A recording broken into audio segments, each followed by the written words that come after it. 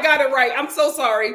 Like I was on the internet trying to make sure I got, because I'm Central Standard Time right now. So I was trying to make sure I got Central Standard, Pacific Standard, and Eastern Standard. I hope I got it right. Well, you guys are here. So I feel like I did something. Hey, family. Sorry, I know we do a sparkly background, but this was the best I could give you.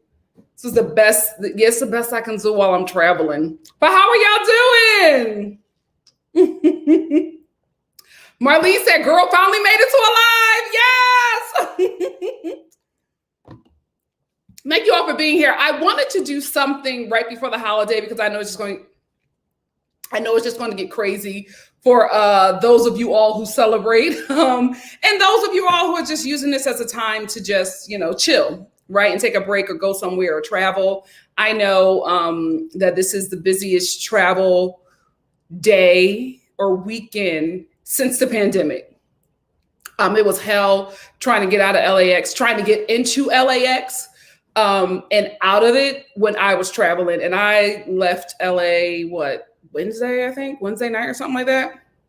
So yeah, to those of you who are traveling now, travel safe, stay masked up. There's another variant out there, and give the workers grace.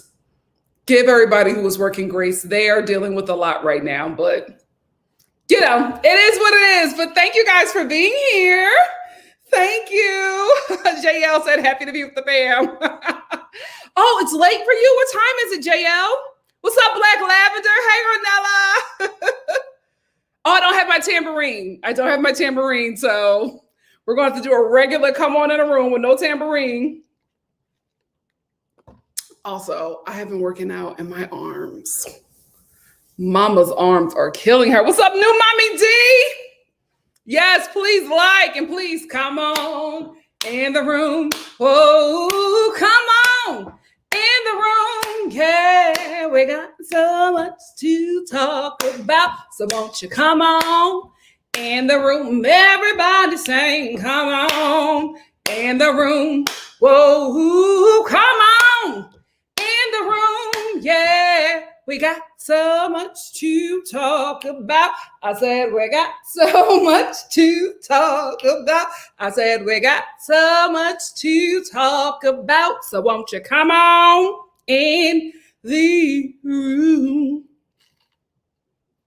Berry smoothie. I call it sunshine because it's like orange juice, bananas, strawberries, papaya, orange, apples. What else? Pineapple. Sunshine smoothie. And this is like the best lighting I can give y'all. I'm really sorry. It's really gloomy today. It's been bright every other day, but the day I go live, here we go. Oh my gosh, JL said 5 a.m. in Taiwan. Well, let's make this fun and interesting for you, JL. Thank you so much. What's up, crazy homebody girl? What's up, makeup addict? Hey, Miles. Thank you all for being here. Listen, we're going to start a bit earlier than we normally do because there's just so much to talk about. There's so much to talk about. So I'm going to get into all of it early so that when the playback gang gets in here, they'll have something to watch while we are discussing. Let's start off first with the Real Housewives of Beverly Hills. I say it every time and I mean it. Kathy Hilton is the best thing that's ever happened to this show. Since Kim Richards left, she really, really is, because I think she embodies what we all have been wanting back from the Real Housewives of Beverly Hills. Fun, kooky, actual money. Like, she comes from actual money. At this point, not problematic and just fun to watch. Like, she's just naturally funny and she's a good, fun watch. It doesn't seem contrived. It doesn't feel like she's competing with anybody because Kathy Hilton is that girl. No shade, but there's no competition for her on the show. You know what I mean? So she can just be, and I enjoy watching her. She honestly feels like the fun that Beverly Hills lost. It feels like it's back when it's with Kathy Hilton. Andy, pay her whatever she wants to keep her on. I don't know if she's friend of the show at this point. No, yeah. Yep, she's friend of the show. Keep her as friend of the show. She's fun. She's fun. Pay her whatever she wants. She is good for this show. Do not lose another one of those Richard sisters. They're good TV. They are good TV. I mean, if we can get rid of one. I mean, just don't let it be Kathy. Because it's just good TV. When she was in her confessional and they were like, what does Mazel Tov mean? And she was like, Merry Christmas, and meant it. She wasn't trying to be funny. She wasn't trying to be ignorant. She actually meant that she believes that Mazel Tov means Christmas. I love her. We got to keep her. We have to keep that English girl over there. Not only does she think that Dorit is English, she forgot Dorit's name in the moment. So that's what she said to my English friend, because she forgot her name. I love Kathy. I love Kathy Hilton. Let's get into what really has been bothering me for the last couple of episodes of The Real Housewives of Beverly Hills. It's not that I want Erica raked through the coals, right? I just want equality. I really, really do. And it bothers me that there's no accountability for Erica when something grand has happened. Like, this is major what has happened, not just a divorce, all of, the scams that her husband has been doing and allegedly she has participated in or profited from.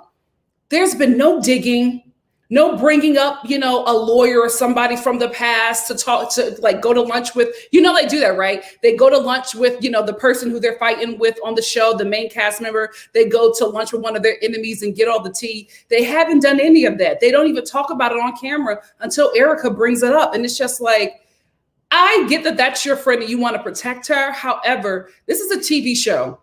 If y'all not going to do that for everybody, don't do it for one, because it stands out and it seems very contrived, conniving, just real nasty. And it bothers me because I believe that this clique that has formed in Beverly Hills has ruined the show.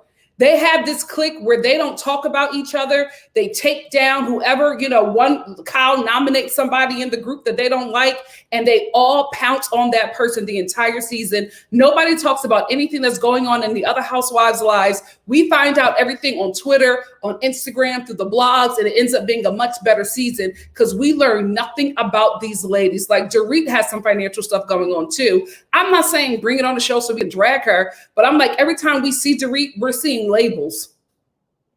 Like, that's all Dorit shows up and does. Like, she shows up and it's like, oh my goodness, what is Dorit dressed up in? Only person who calls it out is Garcelle. Garcelle's like, I like how she dressed, but it is loud. She is a brand whore, okay? It is very loud. Dorit is cute. She dresses nice. But what is going on in Dorit's life? We don't know, right? But the blogs will let us know, right? The people who are suing her will let her know. Why is she on the show if we're not going to be able to go through her life as a housewife? If you're only going to give us this fluff version of Dorit and give her this friend of the show edit, then make her the friend of the show. Don't make her a main cast member. You know what I mean? And then this whole situation happening with Erica, it's just, they are just tiptoeing around it. And it kind of pisses me off because y'all dragged Denise for allegedly sleeping with Brandy, right? And let's tell the truth, be shame the devil. They were really making it salacious because it was another woman. I'm telling you about these housewives. They not as LGBTQ friendly as y'all think. Anyway, y'all made that woman break down every episode, every scene. Denise was breaking down and crying and telling these women that this wasn't it, but they were crying. They were bringing in Brandy. They were bringing in Kim. Anybody who could make her look bad, right? Or tell another side of the story. They did all of that. And it wasn't anything that mattered, right? Her doing whatever she wanted with her body, if she did or did not do it, did not matter. It was nobody's business, but they made it the entire theme of the season until Denise left the show.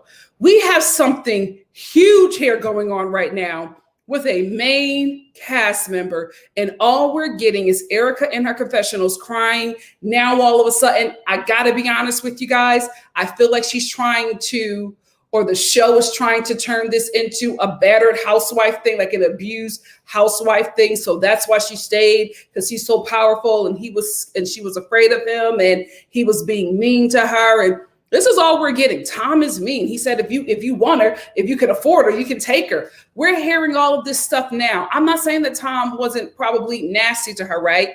I do feel like they both knew what it was. You know what I mean? Like he got this young girl because he got a lot of money, and she knew that as long as she shut up and looked pretty on his arm, that everything would be fine. So I feel like it was two consenting adults who knew exactly what this situation was. Erica, your brain was fully developed when you married this man. Like it's not, you knew what was going on with the situation. Again, not saying that if he treated her poorly that she deserved that, but I'm starting to see an edit. And it's bothering me because it's just not fair. It's not fair. You ran one woman off the show just last season for absolutely nothing. And we have this juicy story, right? We have this juicy storyline, and we're not getting anything from the show that's covering this person's life. We're not learning anything new that we have not found out from the blogs, that we have not found out from ABC documentaries, that we have not found out from people who were actually suing these people. We've learned more from them than we have from the show. And we can say, oh, it's pretty early, it just happened. Listen, I'm going to be very honest with you. I don't think we're going to get any more than what we're getting right now. I think Sutton and Garcelle are probably going to try to talk about it, and that clique is going to link up and try to shut them down. We're not going to get anything new. I think if anything, Angie would maybe press her at the reunion, but it's just like Beverly Hills honestly is a waste of time at this point. They're not showing up. They're highly protected. Why? Why is this sect of housewives so highly protected where they can give us fluff and lies on the season, but we learn everything about them off the show, and then there's no consequences? Nobody gets fired. Nobody gets dropped down. The same clique stays and remains, and we get the same thing every season.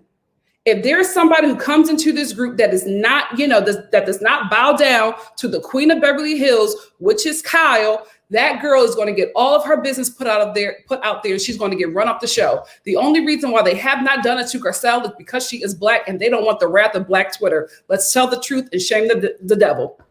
They try to do it with Sutton, right? But Sutton takes a licking and keeps on ticking. They're not going to do it with Crystal because Crystal is Asian. But if anybody else comes on the show, they're going to do the same thing. Crystal and Garcelle are untouchable because of the climate that we're in right now. If they will go for anybody in that group, it will be Crystal because she's Asian. Let's tell the truth and shame the devil, right? I don't know. I'm just really bothered by Beverly Hills for that reason, because I know that this is it. This is what we're going to get. They're going to give us this edit of Erica, the long-suffering, battered housewife, which does not help her ex-husband because he's saying that he got dementia. And I'm just like, what's going on? He got dementia. He's cheating on you. He's verbally abusing you. He's abandoning. Beverly Hills got to do better. Beverly Hills has got to do better. I feel like every other show, every other housewife show, they put everything out there, and Beverly Hills is just able to skate by. If anything, maybe they got to get rid of the production, because I know that Kyle is really good friends with the EP of the show. Maybe he got to be removed to another show. Maybe who's ever in charge has to be removed to another show, because if you're going to give us cute little bestie TikTok edits of your friends, then maybe you need to move it to TikTok and don't give us a 4-hour show of fluff for your friends. If you're not going to tell us the true tea, if we're not going to find out what happened in their real lives, why are we tuning in? They're not actors. If they are, they're not good at it, right? The storylines aren't convincing. It's not interesting to watch. Let them tell us the truth or take us through something that is interesting, that is actually happening to them, or recast the freaking show with wealthier, younger, and more diverse housewives. Beverly Hills got to do better. They really, really do. I don't have my buzzer, but I'm going to just say cha-ching. Thank you, Johnny's Acting Challenge. Johnny's Acting Challenge said, hey, Nikki, I keep speaking the truth, and I agree. They are not going to come for Garcelle or Crystal. They don't want that smoke. Absolutely not. They're not going to do it. But let's be real. If Garcelle or Crystal was white, they would have been ran them off the show. They would have been ran them off the show. because these two are not involved in a clique. I think if anybody would fall in line, thank you again, Johnny, for the super chat. If anybody will fall in line with a clique, it's definitely going to be Crystal. Unfortunately, Crystal is that girl. She is somebody who is very insecure. She is, she talks about it on the show as well. She's an Asian woman who grew up in a white neighborhood, and she never really valued who she was as a person because she did not see a reflection of herself, and the boys that she was growing up with was not attracted to an Asian woman. So she spent a lot of her time wishing that she was white and trying to be a white woman. And yes, you recognize things and you get older and wiser and you grow out of some of these things. It does not mean that sometimes when you're put in those situations, you don't revert back to how you were acting in that trauma. And I see it happening with Crystal. Things that she's told us about that she's dealing with, the whole thing with her and Sutton, is because she has body issues, right? That was triggering for her, this woman walking in and seeing her naked body. So it's a big deal to her, but it's not a big deal to everybody else because they don't have the same body issues that Crystal has, right? So then when she gets into these group of women, she starts to fall in line because this is who Crystal was in high school. She wants to fall in line and be accepted within this community because this is who she was when she was a young girl. She recognizes it, absolutely. It does not mean that sometimes you don't fall back into those things that, I'm speaking Christian now, that you were delivered from, right? That you thought that you had beat. Sometimes you backslide, sometimes you relapse, sometimes you have those things happening to you, especially when you're in an environment that is foreign to you. I think if this was an environment that Crystal knew how to operate, I don't think she would be falling in line with Kyle. I think she would probably still be standing her ground, but because this is probably a foreign environment to her, she's falling back into a lot of past traumas that she thought that she was healed from or that she was doing better with. And that's what happens to a lot of these ladies who are dealing with any kind of issues or addictions. They fall back into it because we love reality TV, but we have to be real. For a lot of these reality TV stars, reality TV is a toxic environment. It really, really is. So I think that's where we're going to end up with Crystal. And I know a lot of people wanted her representation and liked her because, you're rooting for her because you want her to be something that you need to see on this TV. And a lot of times these people don't live up to the hype. And again, it's nothing, I'm not saying anything bad about Crystal. I'm just calling it like I see. I'm seeing these things happen with her because you know how I wanted her to come on this show. But Crystal has revealed some stuff to us, and I can actually see it happening to her in real time on this show. I don't know if she'll do another season. Not because I don't think she's interesting, not because I don't think that she is good for the show. I don't think that this show is good for her. That's all. I talked about them long enough. Oh,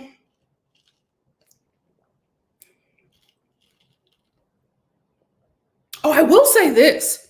Garcelle was on Watch What Happens Live, right? And she said that Denise will come back only if Lisa Rinna doesn't come back. Now, I will say this. Andy was excited with, not Denise. I think I said Lisa.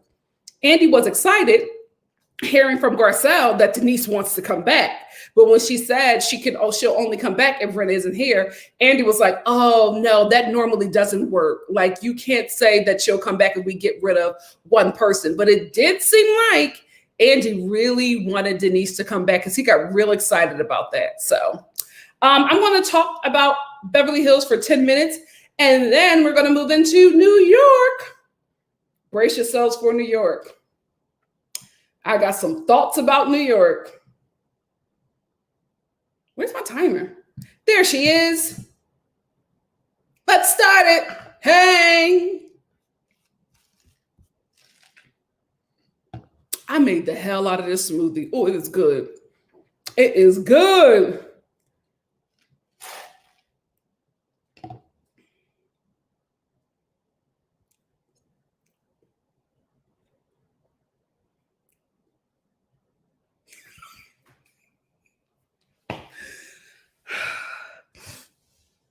Erica, I'm going to be real with you. This is not the time to be Erica the Ice Queen.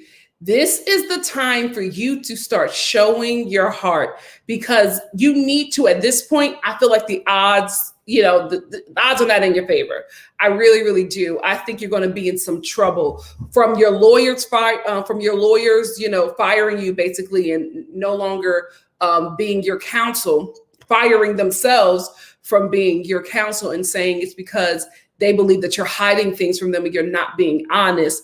To, the people who are coming after Tom's money, well, the money that Tom stole and going after his assets are now going, subpoenaing your lawyer, your landlord, because your landlord is Tom's friend. And it's just not looking good for you. It really, really isn't. And I think that it would have been smart. I don't know why you didn't do this. It would have been very smart for you to use this show to rebrand in some kind of way. I think you're trying to go the battered housewife, verbally abused housewife and oblivious housewife route. And it's not going to work. It's not going to work. You really need to start crying. I know you tried to cry before, but you were crying, talking about how Tom was treating you. You need to start crying and being like, I don't know who this man is. Like, I can't believe that he would do something like you have to, I hate to say it because I feel like it's so obvious, but show some remorse. Like you're still wearing expensive stuff. You're just, girl, you're still wearing these outfits that have these elitist sayings. What is going on, girl? And it pains me because I like Erica. Even when people did not like her, I liked Erica. I was rooting for her on this show. I love that she brings the fashions, right? I feel like Erica's fashions are effortless. I feel like Dorit just puts on a bit too much. And I feel like she is stealing from young women of color, specifically Black girls from the hood, teenage Black girls from the hood. But anyway, I love Erica's fashions. I feel like this is who Erica is, right? Like, I feel like even without money, Erica would have been bad, right? Especially on her confessional with that black and white houndstooth. That black and white houndstooth confessional look. Yes, sis. Period. She looks gorgeous. Okay. So I like her. It pains me to say these things because you just don't look good in this situation. You don't look good in this situation. And the way you're going about this is just not smart. It's not. I wish that you had better counsel. I wish somebody spoke to you before you started filming. But this is just not a good look. It really isn't. Come on. I ain't want to say it, Angela. But Angela said they only have one scene of Tom being mean to Erica. How many times have they shown that scene? Also, we can also point out that they probably cut out a lot of stuff with Tom being mean to her when they were filming, right? But it's highly suspect that they keep on showing this same clip of him cutting her off and being cranky, right? I can't take that one clip and everything that Erica is saying because it's just her word and Tom's word is just not good right now. So I don't necessarily believe everything that I'm seeing. And I know that this show favors this clique on Beverly Hills. So I don't know if this is, I'm not saying that I do know, right? I'm saying that I feel like this is a very favorable edit of a cast member that they like. I think the cast members that they don't enjoy, they will do whatever they can to give them the worst edit, i.e. Denise. Because I told you last season when I was reviewing the show, the way, I think they were in Paris. Were they in Paris or Rome? I think they were in Rome. The way that producer talked to her outside the restaurant, if I was Denise, I would have got my husband to beat him up. The way that man spoke to her in her face, he was like, no, you can't do that. You got to stay here. You got to finish this. No, you can't leave like that. I'm like, you're at work. First of all, why are you a grown man talking to a woman like this? Second of all, you are at work. You're a producer at work. How dare you talk to your employees like this? How dare you talk to talent like that? Denise, you're SAG. I would have reported him. I would have absolutely reported him to SAG because that was abusive behavior. I did not like how that producer spoke to Denise, but it was very obvious that they did not like her on that show. That's why she got the edit that she got. But the ones that they like, they would never do, because Erica has all of this bombshell information. All of this stuff is coming out about this woman. We will not see any of it on this show. I promise you that. I promise you that.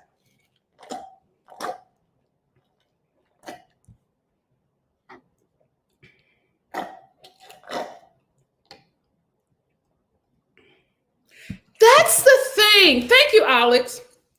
Alex said, Erica was always praising Tom, so it's jarring for her to do a 180. I absolutely agree. I absolutely agree. What was it? 2 episodes ago? She was talking about how much she loves this man, how great he is. And then we like get to this episode where you're divorcing him, and all of a sudden he's this terrible guy. Not saying I don't believe it, but I'm like, is he terrible now because he about to lose all his money? Because I feel like he'd been like that and you were okay with it because you were benefiting from it financially. It just, girl, I like you, sis. I don't feel like you're innocent. I hate to say it. I hate to say it, but it's like, Erica, you're responsible for something.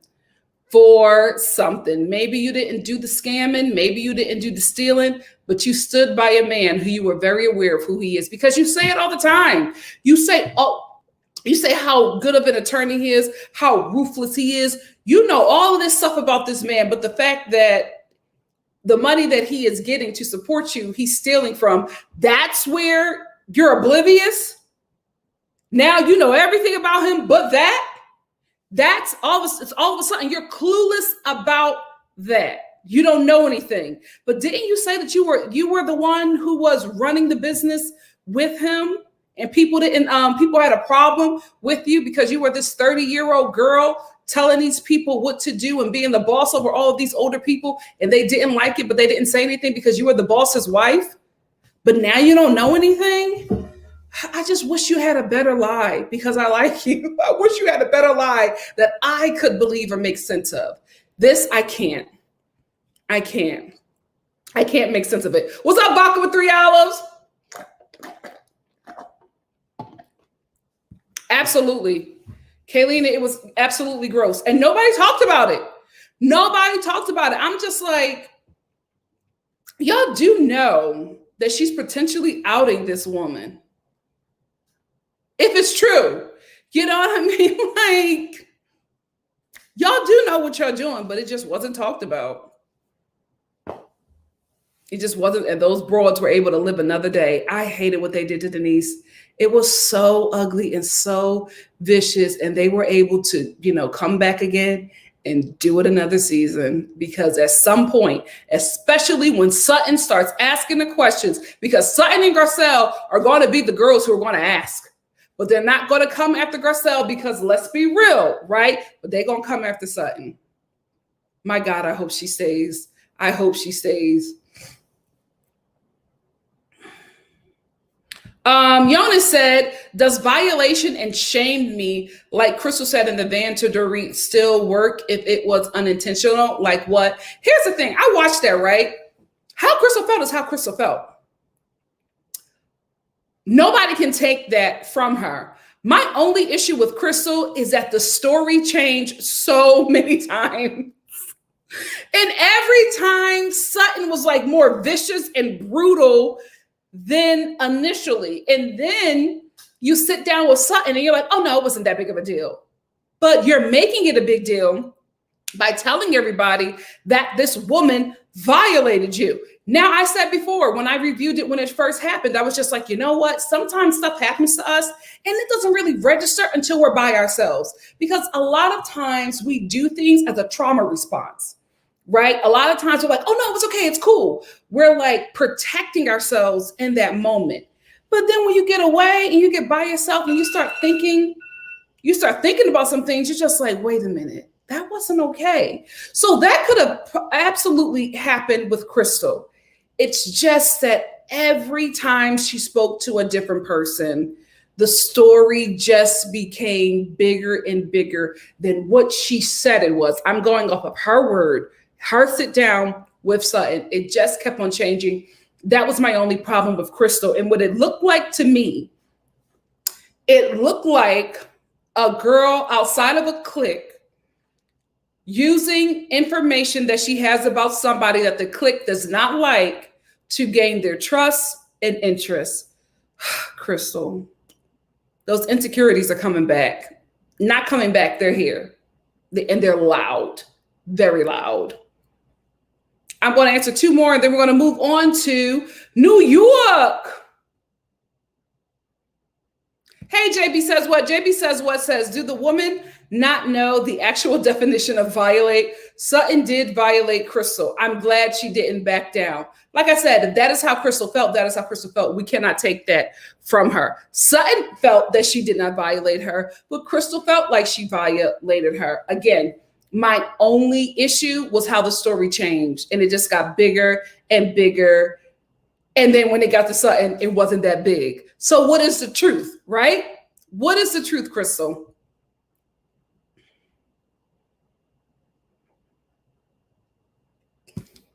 Jonas said Erica was not at home taking care of kids and baking cookies with an apron. No, she was hanging out in his office 24/7. Like that's what she said. She said she helped him run his company. So how do you not know all of a sudden that you were being funded by stolen money? The math not mathing. The math not mathing. Oh, absolutely. Shed Pearl says she ain't gonna stick beside him. Not that man. Not that man. She's not gonna stick beside him because she's gonna testify against him. You got to do what you got to do. Like what's she gonna do? Go to prison for him? She gonna testify against him. But this is the thing. He got stuff on her too. So this is going to get so messy. So messy. And guess what? The Real Housewives of Beverly Hills will not film any of it. We won't learn nothing about this case on the Real Housewives of Beverly Hills. Not somebody from that protected clique. Oh, you know one thing I also forgot to talk to you about? Let me stay here for 5 minutes. Lisa Rinna, I am not buying. Lisa, we got to be real. I am not buying for 1 second that you are not overjoyed that your daughter is pulling your family into that Kardashian clan. I don't believe it. I don't believe it. Every time you talk about Scott Disick, is it Disick or Disick? Scott Disick. Every time you talk about him, you light up. You light up. You were so excited that this 37-year-old man is dating your 19-year-old daughter. And you're excited because he's connected to the Kardashians. Lisa Rinna really, and she admitted it, so I'm not saying anything that she has not admitted. Lisa Rinna really wants to be Kris Jenner. She even said that she wished that she did not ruin her relationship with Yolanda, because look at what Yolanda was able to do with her daughters. She wanted to do the same. She wants to be that successful momager that can pimp her daughters out to be billionaires. That is what she is, that's what she wants to set her life up to be. So I just don't buy that you're bothered by it. I gotta be real with you. I think you want it. I think you probably coached it. I think you're very, very excited that your daughter is going to pull your family into this Kardashian clan. And I think you are going to try to monopolize off of that moment, off of them dating, as much as you can. Because you brought up Scott. Nobody said anything about it. You brought him up to every and anybody who would ask. And every time somebody says something about it, I'm not happy with it. I'm not okay.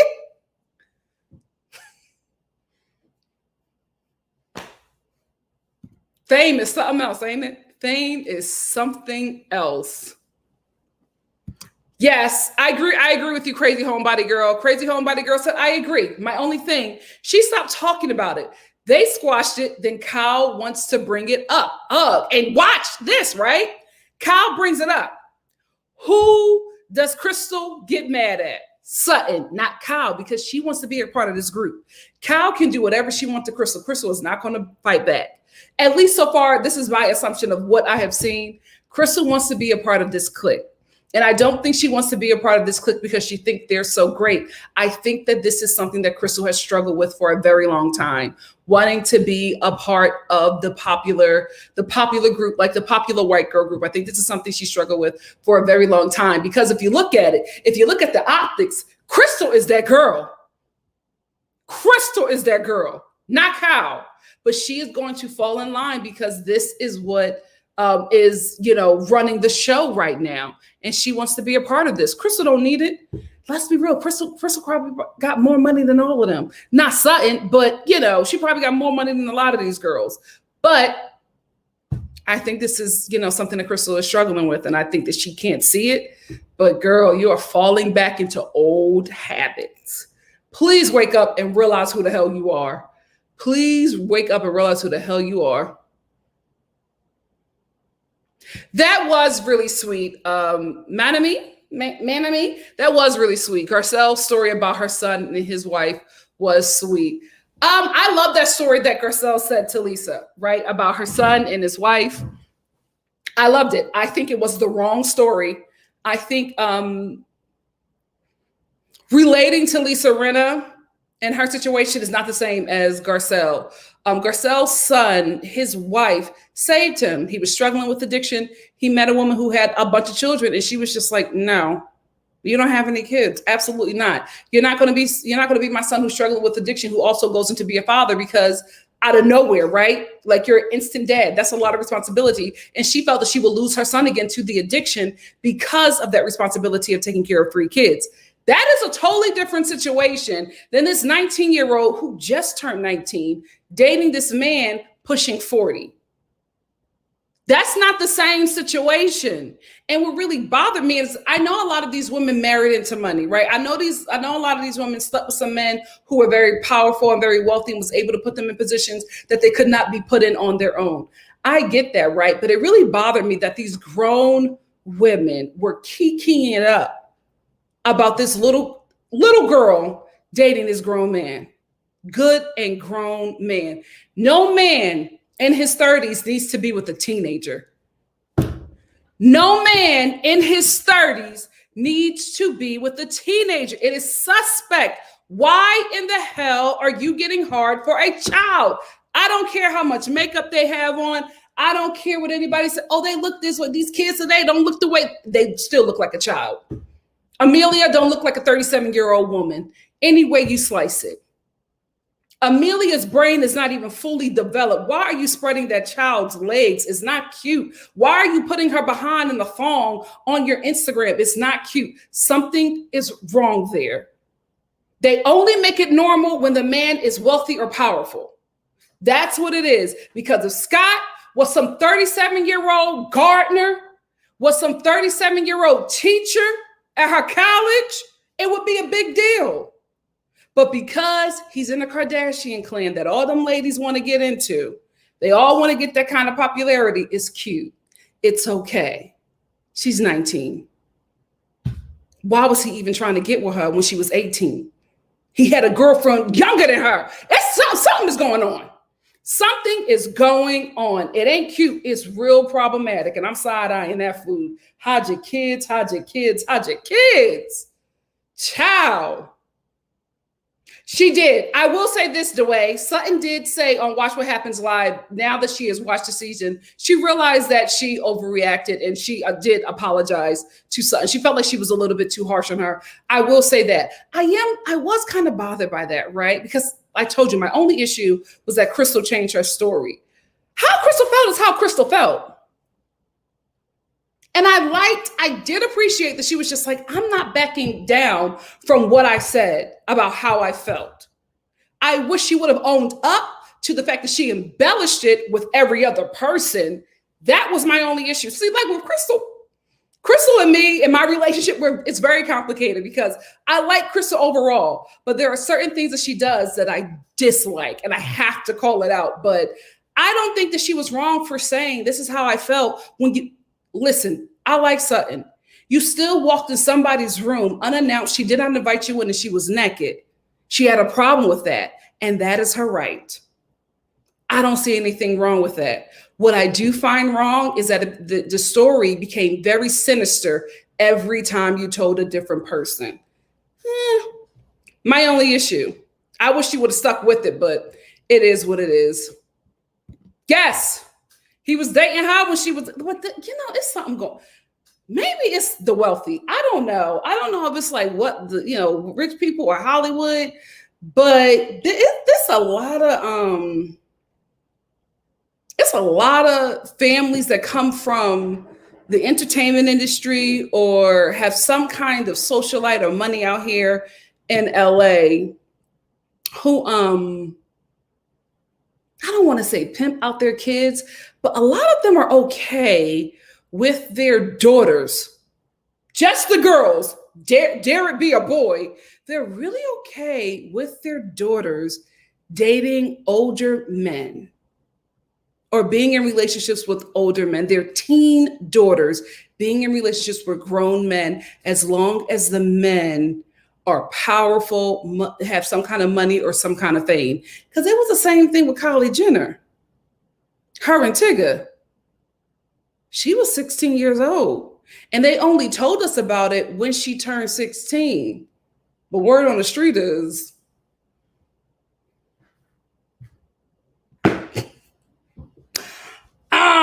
but yeah, maybe it's a Hollywood thing, which is why I'm not raising any children out here. Something's wrong with this land. That land, something is wrong. It's a spirit of perversion. I ain't raising no kids out there. But I've noticed that as long as a guy is like famous or comes from money or like a pedigree family, it's okay. It's okay. But let Scott have been like the UPS delivery driver.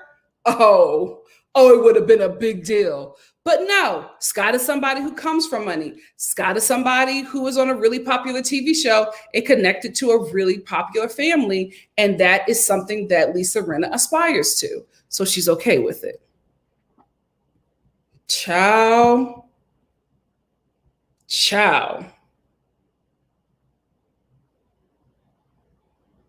Oh yeah, that's the thing. See, Lionel Richie don't need anything. I don't know if you guys know this, but Lionel Richie owns like half of Rodeo Drive. Lionel Richie is loaded. He don't need nothing. If anything, they need him. They need his kind of fame, his kind of pull, his name. They need that. Lionel Richie don't need nothing from anybody else to like build him up or whatever. Lionel Richie is Lionel Richie. Lionel Richie is loaded, right? So he could honestly come on TV and be like, I'm not okay with it. Every interview that anybody asked him about it, he was like, I'm not okay with it. That's my child. I don't want her dating this older guy. But she is a legal adult now, and I can't force her to do something that she doesn't want to do. But I told her it's not okay, and she won't be doing it under my roof. I said, come on, Black Dad. Come on, Black Dad. He said, if you're so grown and you want to be with this grown man, you're going to have to do it somewhere else, but not under here. That to me was a normal response. Kikiing it up, laughing in your confessionals about your daughter sleeping with this grown man. Your 19-year-old daughter sleeping with this grown man. What mother wants that? Anyway, but again, I'm not a Hollywood mom. It's different over there. It is what it is. Harry's not okay with it, which is why he's never on camera talking about it. Because we'll get a clip of him next week where they try to talk about it. He's like, don't bring it up. I don't want to talk about it. So he's not okay with it, but we'll find that out next episode. But it's really, it's really sad. But let me move on. Ciao. I forgot this channel is growing. I gotta start talking differently. It is what it is, guys. It is what it is. Thank you for your support. Every time I do one of these, I'm like, I shouldn't have said that. We're here now. Let's go on to the Real Housewives of New York. We meet Bershan. Bershan got mixed reviews. I liked her overall, right? I think she had a great energy. She was fun. She was a really fun person. I loved her story. She is a cancer survivor. Her motto is, I'm going to live my life because I could have lost it. I love her. I love the energy that she brings. I do not believe for 1 second that her and Ramona are friends. Ramona was extremely uncomfortable in that car driving to Harlem with Bershan. I do not think that they are friends. I think that Ramona knew that the tide was turning for her when, you know, all of the social justice movements were happening during the beginning of the pandemic. And that's when she started posting the pictures of her with Black people. And that's when she was just like, hey, I have a Black friend, Bravo. Can I bring her on the show? Because initially I believe that Bravo was auditioning diverse people, specifically Black people, because there's no way that you can have the Real Housewives of New York and not have a Black person or Afro-Latina on the show. They are the majority. As somebody who has lived in New York City, let me tell you right now, white people are the minority. How this show got a cast full of white women will boggle me forever. But brown people, Black people, although they come from different different countries and have different cultures, same continent, different slave ships, but they are the majority. So it always bothered me, right? I love the Real Housewives of New York, but I was always bothered by the fact that they were all white. But I understood back then that they were all friends and they were all connected. So, you know, when they first started auditioning housewives, they auditioned Jill, and Jill was like, these are my friends. This is who I have. So that makes sense, right? Because although New York is extremely diverse, it's extremely segregated. So that would make sense. But it's just like, if you're going to have a show that represents the Real Housewives of New York, you gotta have somebody Black on there. It's ridiculous. It's ridiculous not to have, you know, Black or brown people on a show about New York City. Shout out to In the Heights. Girl, when I saw the trailer, I knew y'all was gonna get it. Anyway, so I think that, you know, when they were auditioning, they were definitely auditioning for a Black person. I think Ebony got it. But I think Ramona was the one to bring in Bershawn because it makes her look good. And they said, of course, like, okay, we have a Black person who was a main character, and we also have a Black person who's a friend of the show. Good, we're here with it. But I don't think for one second that Ramona and Bershawn are actually friends. I think they probably met at an event and chatted it up, and that was it. I don't think that they are friends at all. Ramona did not look comfortable having a conversation with that woman. Did you see how she was on the door? She was, yeah, I've never been to Harlem. Mm-hmm. They not friends. I don't buy it.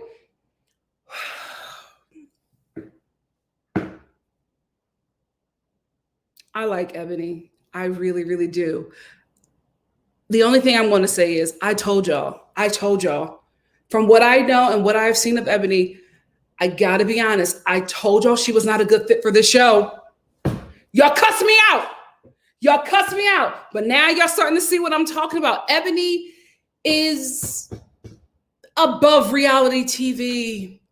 Ebony is better suited for The View. She is not suited for the Real Housewives of New York. You have to be gutta. This is a show about fun, about mess, about drama. Ebony is none of that. She's none of that. When Ebony took the ladies to Harlem,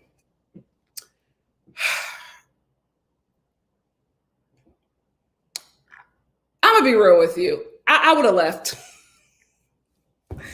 You're not telling me we having a girls' night out in Harlem and it ends up being in an African American studies class. Like, this isn't fun. And I couldn't get mad at the white women who wanted to leave. I couldn't get mad. I could not get mad because I would have been like, you know what? I would have left too. I would have faked vertigo like Ramona too. Like, Ebony, is this what every non-Black person has to go through when they become your friend? I wouldn't do it. This is like a hazing. Ebony hazes non-Black people when they come into our life. Ebony is like, if you want to be my friend, you want to learn about my people, and we are starting from the beginning. Like, girl, it's too much, Ebony. It's too much. When they were at the table, the dinner table, and she brought out these African-American history cards. What kind of Black person is this? I have never in my life. I thought that the producers were putting Ebony up to this. I think that this is who Ebony is. I think, and listen, I don't have a problem with it, but not for this show. Ebony is better suited for The View. Ebony is not good on the Real Housewives of New York. This is not that kind of show. Ebony, you got to dip it and do it. We don't come to this show to get educated. We don't. This is a train wreck, right? We, working class, poor, middle class people, got this show to where it is by watching it because we like to laugh at wealthy people have a horrible life. Let's tell the truth and shame the devil, right? It makes us feel good that although they have all that money, it ain't all gravy. It ain't all gravy. They got more problems than us, right? That's what we're here for. You sit these ladies down, and I'm telling you, I know they were fighting. I know they wanted to say more. But baby, you sit them down and start passing out these cards. You are Madam CJ Walker. I would have been like, oh no, girl. Okay. I'm sorry. I didn't roll the train 45 minutes to get here for this. Where are the black men? Where is the music? Where is the DJ? What's going on? I got my freakum dress on and I'm in an African American studies class. What the hell is this? I would have left. You're not taking me all the way down to Harlem and this is what we're doing? I'm thinking I'm going to be dipping it and doing it at a bar up on some Cuban brothers.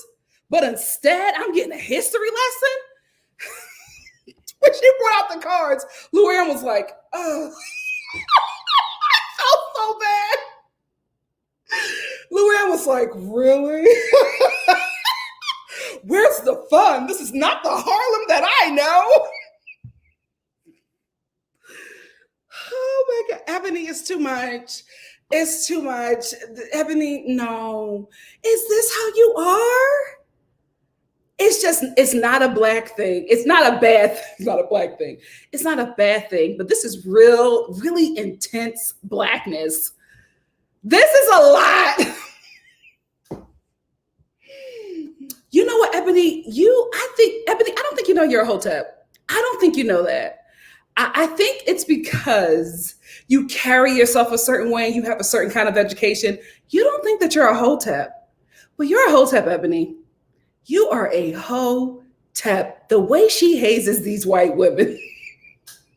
I can't believe I was agreeing with Ramona this whole episode. I hated it because when Ramona faked vertigo, I was like, you know what?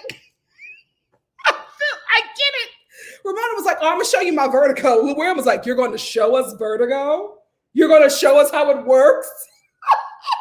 This is why I love them. They are naturally funny and they don't get it. Ramona was just like, oh. There was one too many African American history lessons. When we got to Josephine Baker, Ramona was like, my vertigo is acting up. So I was hollering at this scene because I would have done the same thing. I would have got out of there. That Ebony, that night was boring. It was boring. How do you host an event and say that you're going to show the ladies Harlem? And that ain't the Harlem I know. I'm with Luann. That's not the Harlem I know. I have so much fun when I go to Harlem. What was this? What was this? So anyway, later in the episode, Ramona invites Ebony over, right? Because Ramona is trying. She knows Ramona is. Toy? Oh, hold on.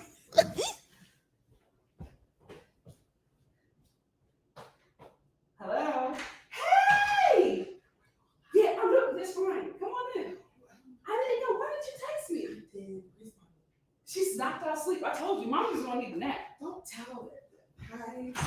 Sorry. My sister's here. Sorry. It's okay. They know. So anyway, later in the episode, Ramona invites Ebony over. So Ebony comes over and she wants to talk about politics. And Ramona's just like, I don't want to talk about that, right? I just want to hang out, get to know you a bit more. Because in Ramona's defense, what Ebony gives the ladies to learn about her, I feel like she gives Leah more. Maybe because they're, around the same age.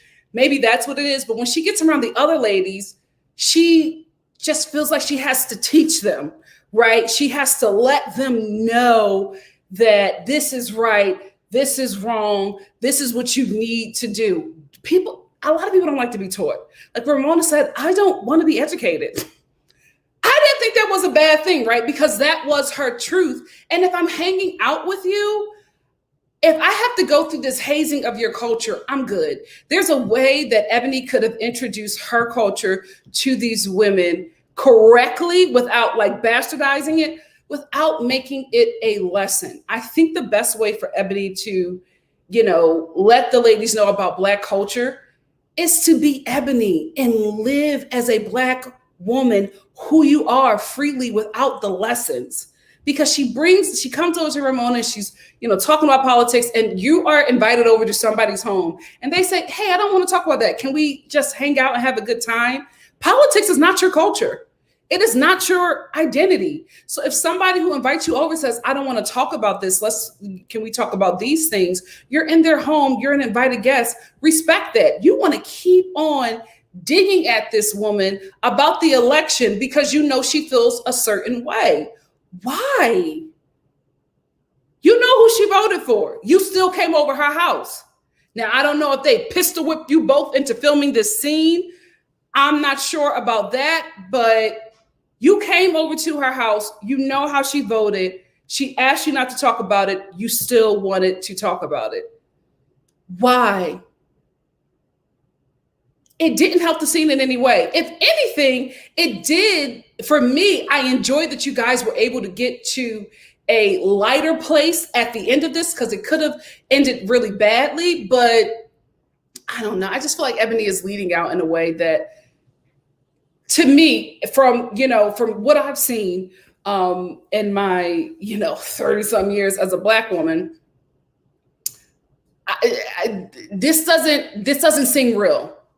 This doesn't seem real. It kind of feels very put on. Now, this is probably who Ebony is outside of hanging with Black people. I don't think this is who she is with Black women, right? Because there's no reason to teach.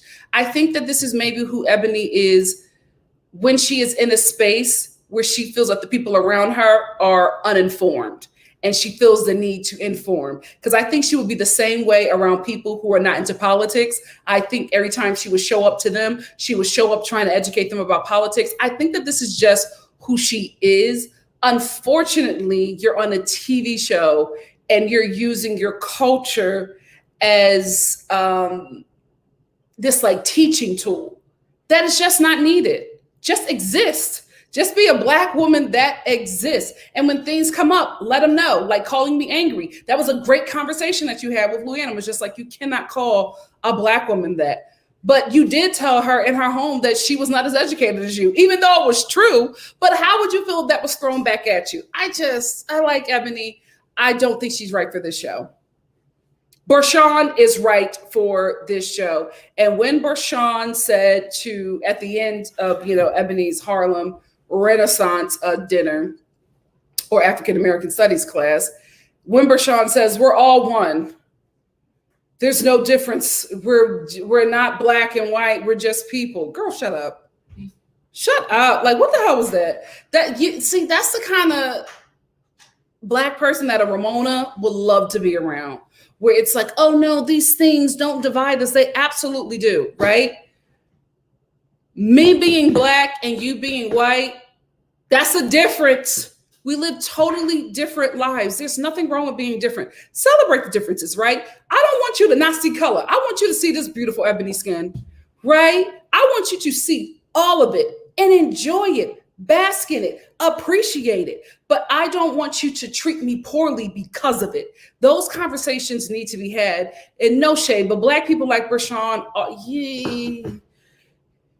you make progress harder for us than it actually has to be. Because when you open up your mouth, as soon as we're making progress, as soon as we are educating the right communities, you come in and say, oh, that really doesn't matter because we're all kumbaya and we're all one people. That's where we want to get. That is not where we are at. I still enjoy Bershawn on the show, but I absolutely understand why Ramona feels comfortable around her. She is the kind of Black person that makes her feel safe, that makes her feel like her beliefs are validated, that she's not ignorant, that she's not doing racist things, that she just doesn't know because she's from a different place.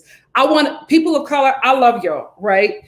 Black people, people of color, I love y'all. Y'all got to stop that nonsense. Y'all really have to stop that nonsense of, oh, they grew up somewhere differently. Oh, they don't actually know. Your oppressor knows. Your oppressor is very aware. That's why there's such a fight for you to not get equality and justice. Stop it. I'm not gonna play that game anymore. I'm not gonna play the, oh my goodness, they come from a different place. They have no idea. No, you know exactly what you're doing. You know exactly what you're doing when you identify as white and not as Irish, right? Like, because Irish don't hold the power that white does. Italian don't hold the power that white does. Maybe in South Philly, but you know what I mean? Like, you know the privilege that you have. People of color, Black people and people of color, it doesn't make you somebody who was far above the nonsense when you say stuff like that. If anything, you make our work, our progression harder. You set us back by being foolish. And it's very obvious to us that you just want to be the only one in the room. You just want to be accepted. So you'll say the right things to get you into that space. And it makes us very aware of who you are and where you are in the movement. I like Bershawn. I did not like what she said. I still think that she is a better fit for the Real Housewives of New York than Ebony. Do I have anything else to say about them?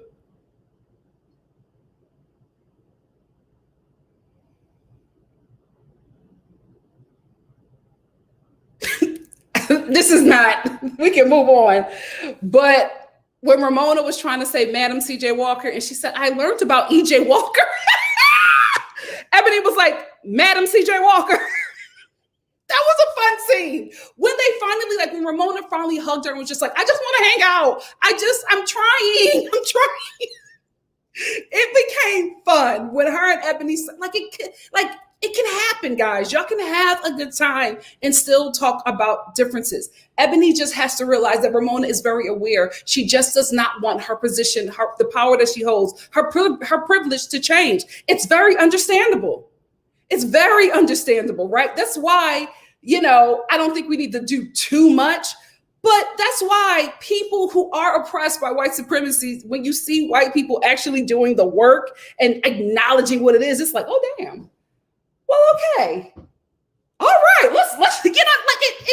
I'm not saying it feels good, but it's just like you get what you'll be giving up if I get equality. You understand it, you get it, you still see that it's wrong, and you still want to do the work to change that. Listen, it's kind of hot, right? Right? But then we got to be real. There are a lot of white people who are just like, listen, I know that this is wrong, but baby, I don't want to lose this. Can we be real? Let's talk about white supremacy. Who really wants to get that up? Look what it's done. Like, girl, come on, right? So Ebony just has to realize Ramona knows she doesn't care. Ramona knows she's not going to change. Ramona knows she doesn't want to give anything up. Leave this woman alone. Thank you, new Mommy D said, Ebony is Michael from Good Times. Yes, she is. Thank you so much. I think this is a super sticker. Thank you so much for this super sticker. Thank you so much.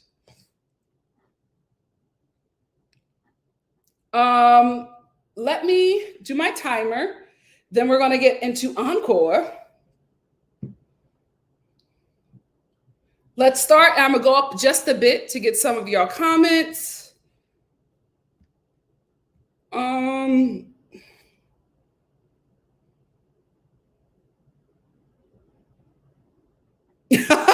Siobhan says, she said, Ebony's part of Harlem is safe. They had nothing to worry about. Yeah, because I was just like, I don't know. When Ebony said, I'm going to show the ladies Harlem, I really thought it was going to be like a tour, or like, not necessarily a tour, but like, this is where I go. This is where I get this. I thought that she was going to show them Harlem. I didn't know that she was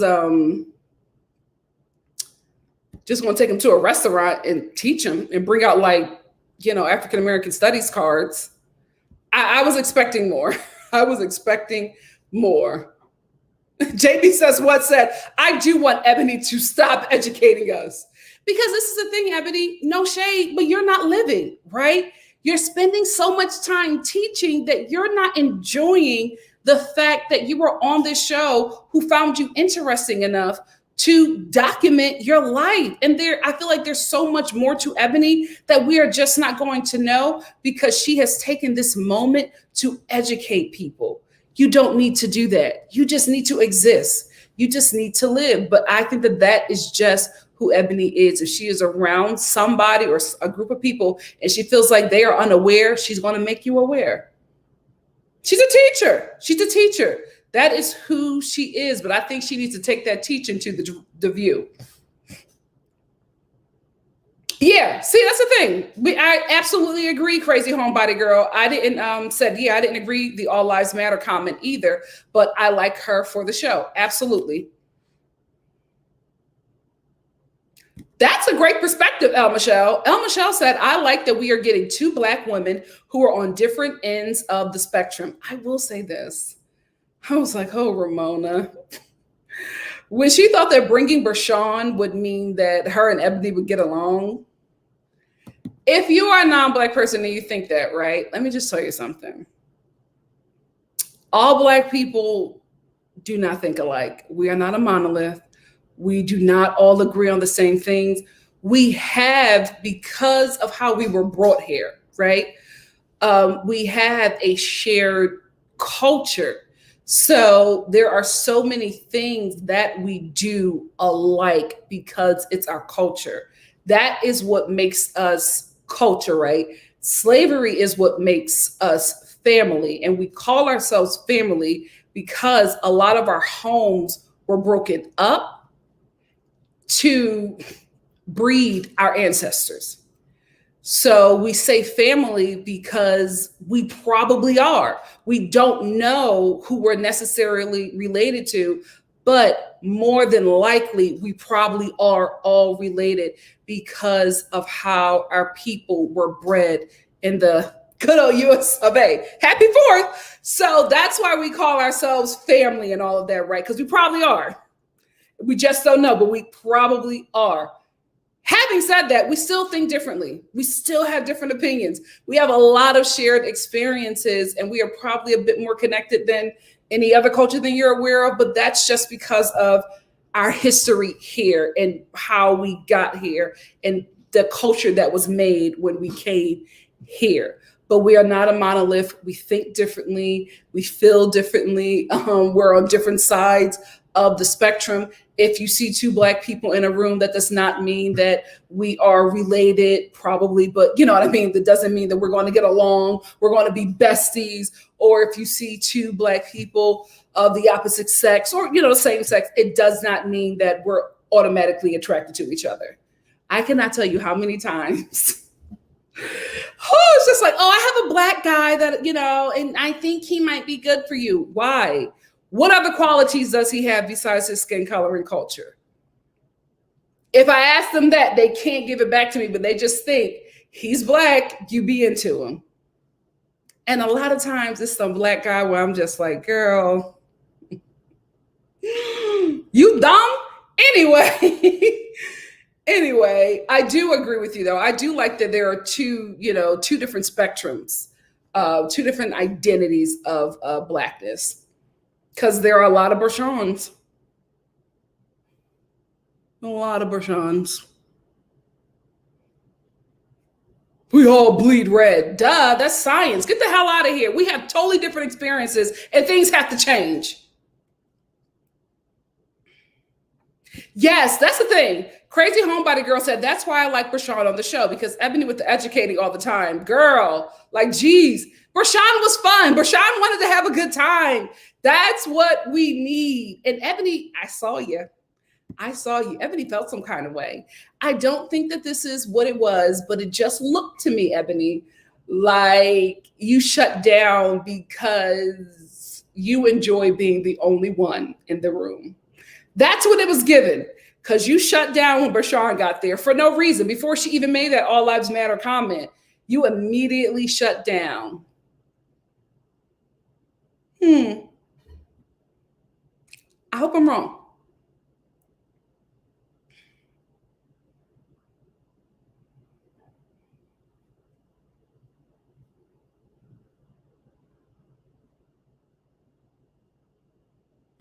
Shet Pearl, hey babe, said that's Ebony's only good quality. How smart and well versed in African American culture that she is. I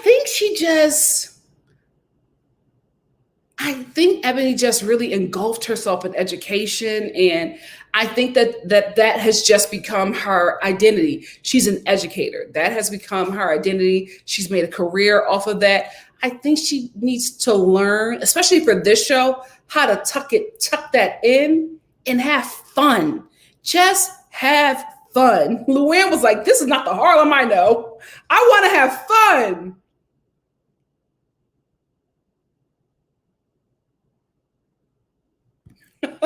Make It Make Sense says Ebony's educational dinner combined with Luann or Leah's sobriety and Ramona's vertigo made for a sad scene. It was a lot going on in that scene. A lot. Yes, Dewey said, I don't know why she couldn't just give them cards to read and keep it pushing and have a nightclub after dinner. Like when she gave them the Harlem, like the gifts that she was giving them was like from Black people who created these products in Harlem. I thought that was fun. Like these are all from Black artists in Harlem. That was great. Why are you educating me at a dinner? It's not a girls' night. This is a terrible girls' night. It should have been, I don't know, just showing them the culture of Harlem, maybe, taking them to a club in Harlem that has like dances that originated there, or I don't know, maybe having a dinner at Marian Anderson's. Is it Marian Anderson? No, she in Philly. But, one of the brownstones where the Harlem Renaissance, where it was started, to have a dinner there. This historic building is, where the Harlem Renaissance started. This town, is it a town? Brownstone. This brownstone, and, have foods from a Harlem chef. Like, it could have been so fun. Have Harlem jazz players, or I don't know. It could have been a lot of fun. It was such a missed opportunity. Like, if you want to educate that way, educate that way. I feel like the education goes farther when there's fun and joy and comedy attached.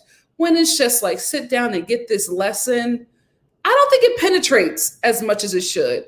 I'm going to skip down to the super chats so I don't miss them, but then I'll go back up and get 2 more comments, and then we're going to move on to Encore. Hey, Sebastian. Sebastian said, Ebony said, not another Black in her African-American historic speakeasy. Shut up.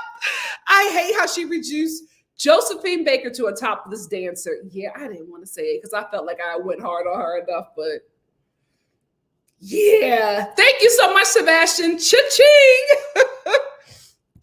Hey, Kay Pratt, thank you for the super chat. Kay Pratt said, do you think the producers guided Ebony into the educator role? I feel bad if she was told she was coming on the show to teach. Thank you so much, Kay Pratt. Cha-ching. You know what? From what I'm seeing of Ebony, I feel like this is who she is.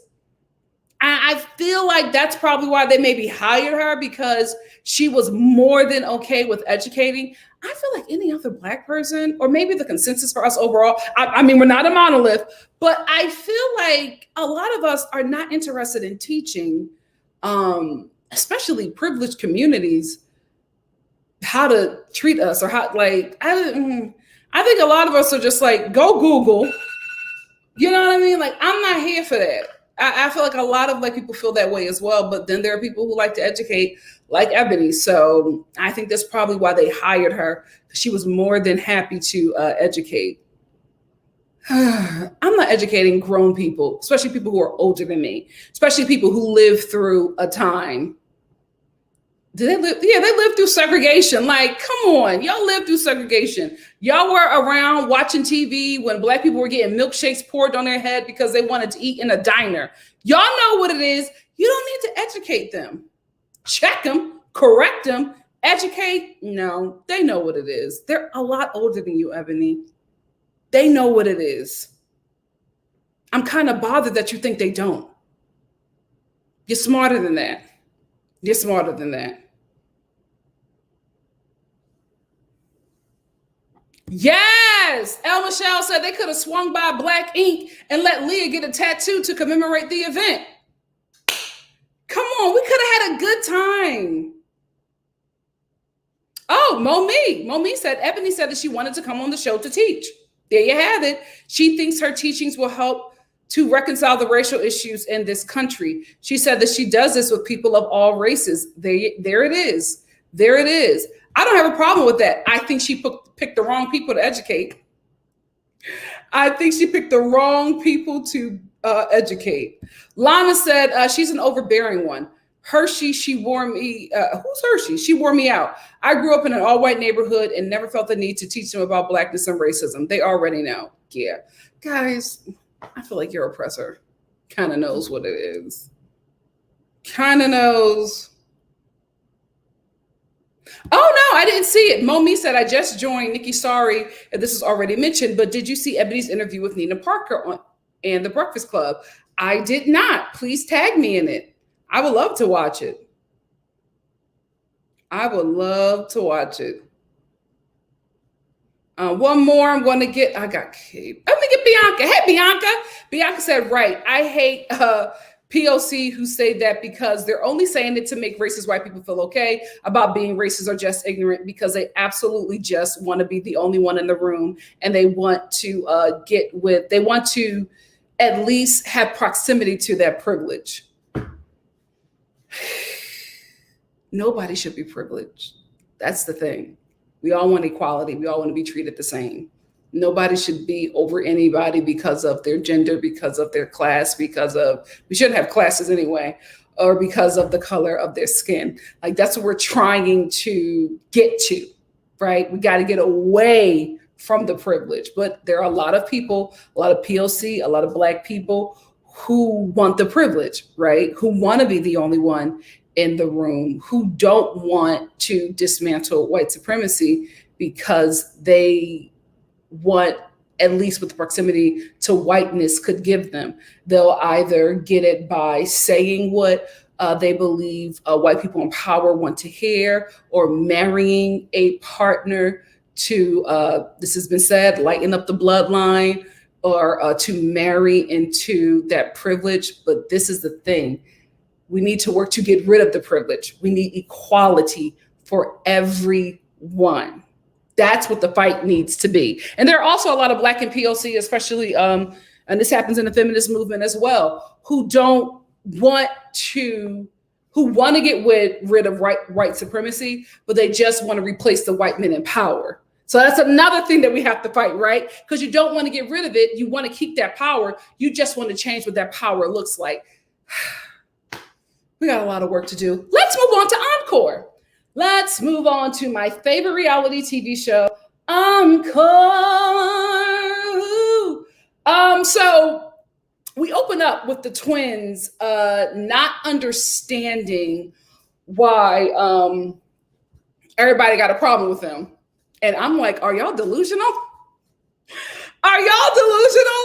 Like, y'all came in this house like a Tomb Raider. The first thing you said was that these bros were old. Then y'all got on 702 saying that they can't sing. Then y'all got on the rest of the ladies saying that they can't write like y'all because y'all got all these number ones. And if the ladies don't want your help, you'll give your songs to Ariana and Justin Bieber. You guys came in that show like a nightmare. The Tiny Terrors. You all tormented that home. So I am just shocked. I don't know if y'all doing this for the show or if the twins are just completely oblivious to their delivery. I will say, I have agreed with some of the things that they have said. Their delivery has been basura.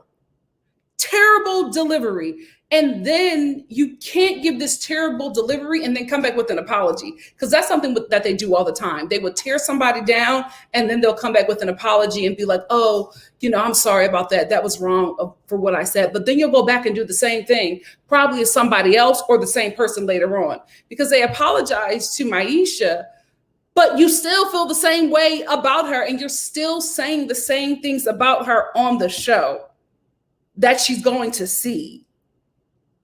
Y'all cannot be this oblivious, especially not at your big age of 36. Not at your big age of 36. I can't believe they came in there and it was just like, these girls are 40. They're old. I really thought they were going to be like 28. I was just like, you know what? Maybe Cherish was a lot younger than I thought they were. When I Googled them broads and found out they are currently 36, I know you 36-year-old women are not, they can't be women in their mid-30s acting like y'all 22. At this point, we know what the world is. We know how the world sees women who age.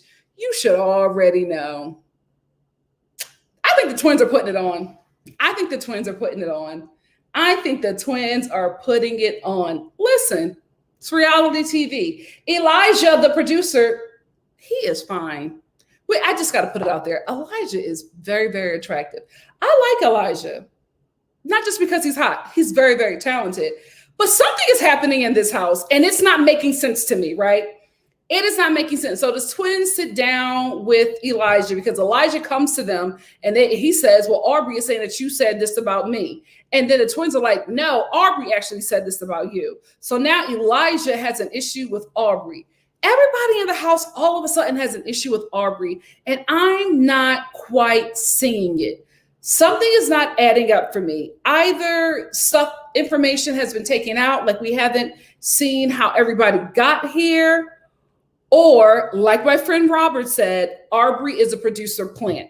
My friend Robert, he believes, hey Robert, if you're watching, he believes that Aubrey was brought on the show to start some mess and then bounce, to like get the show rolling, because Aubrey is a reality TV veteran. So he feels like she was brought there to get some mess started, to get the ball rolling, and then leave and let the ladies deal with whatever, tornado she has left in her wake. And that will give us good TV for the remainder of the time. That is kind of starting to make sense to me, because I'm not understanding how everybody has a problem with Aubrey all of a sudden. Elijah, who never got into any mess, all of a sudden is talking to the ladies about each other. Now he got a problem with Aubrey. He's dragging her while she's singing in the studio. And he was just like, girl, you need to get them notes. I'm like, Elijah, what happened? What is going on?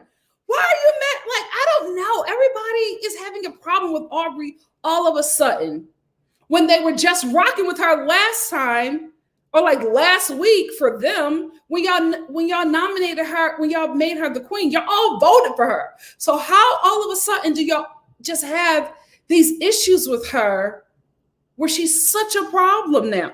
I feel like either she's a producer plant or we're missing something, because the energy has shifted negatively towards her.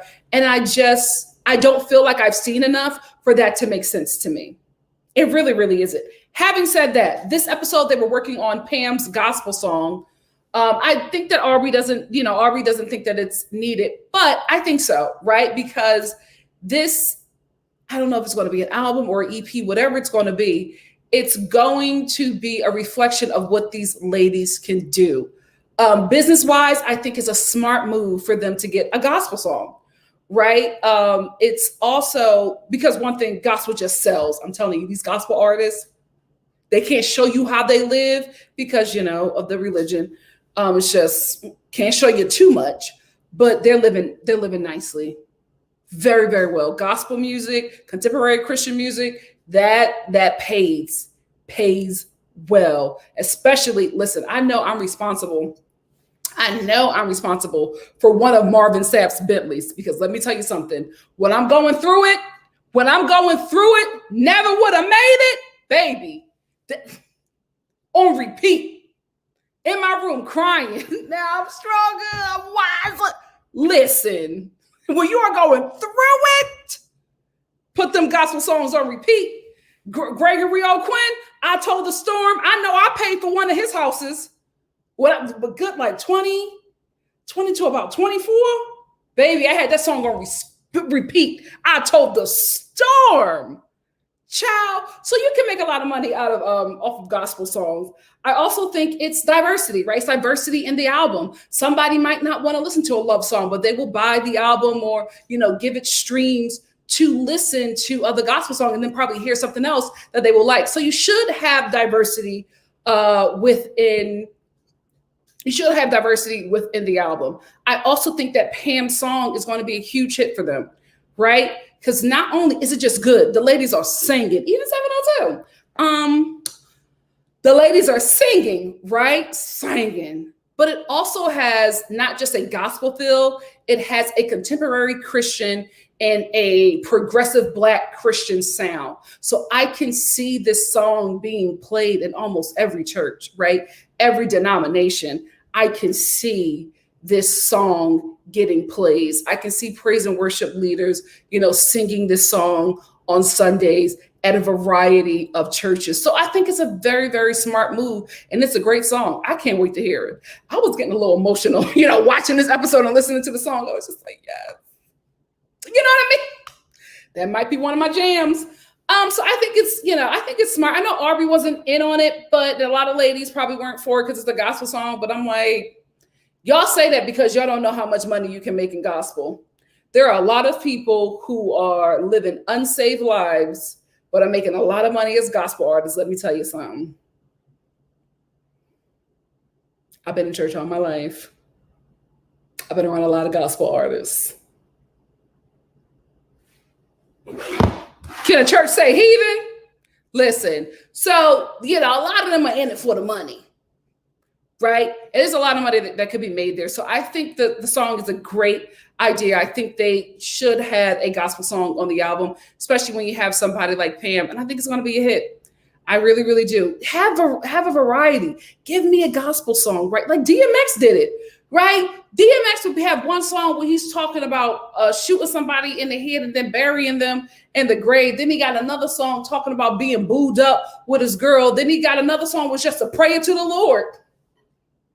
You listen to a whole DMX album, you go from wanting to jump somebody to bang somebody, and you're ending off in tears praying to the Lord. It has been done before, and it has been very successful. I think it's a great idea. I love the song. This album is going to be fire. This album is going to be fire. If these broads can actually get it together and complete this album or EP, whatever it is, I will be here for it. I will be here for it. Let's get into Aubrey cussing out Keely. I don't know. It just didn't feel real. It just didn't make any sense, right? Because Aubrey is calling Keely all these kind of B's. The only person who is reacting to this argument is Nivea, who's a freaking star. BET, WeTV, whoever signed this woman to a reality TV show, Nivea is a star. Even when the episode or the scene is not about her, who are we watching? Nivea. Aubrey is calling Keely all these B's. Keely is standing there taking it. Nivea is in the back eating like, Nivea was getting her life. Oh, girl. She's such great TV. Nivea, you have found your niche. I know you're a great singer, but baby, you can make some good. I will watch you. You are a star. But Aubrey is calling her all these kind of B's. These ladies still in the kitchen shaking and baking. I'm like, y'all hear Aubrey call Keely a B and run up on her? Y'all not reacting? It made me feel like maybe this scene was filmed so many times they were burnt out from it. And they were just like, this is the reaction you're going to get.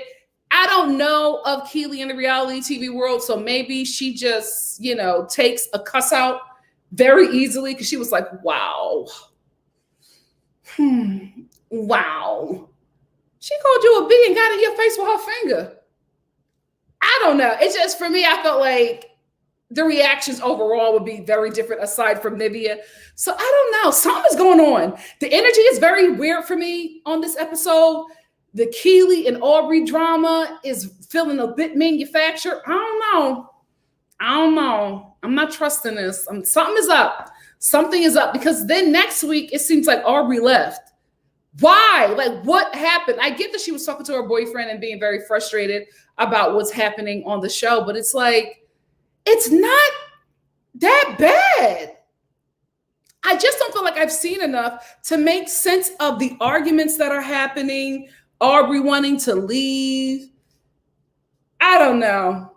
I felt like the Pam and Aubrey stuff was real. I felt like the twins and what they were dealing with Maisha was real. But this Aubrey and Keely thing is not sitting right with me. Something about it feels fake. Something about it feels very, very fake because I just don't understand how we got here. When last week y'all voted her as queen. What happened? Maybe something did happen, but I just felt like we haven't seen it.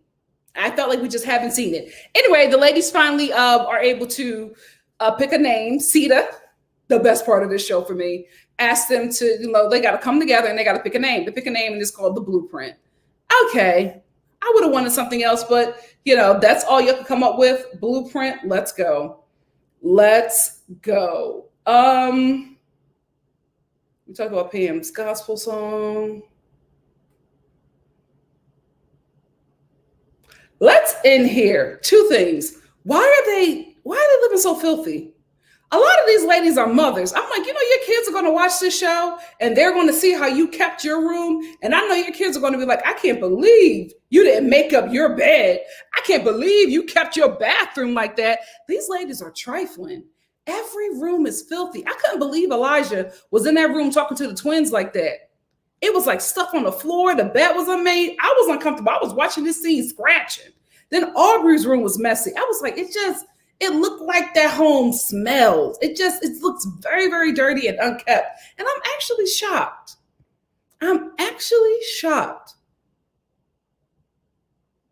Can I be real? I'm actually shocked that Black people are living like this on TV. Because this is the thing. You can have a messy room, right? You can have a nasty kitchen in the Black community. Not when, people are watching. Like, not when company is over.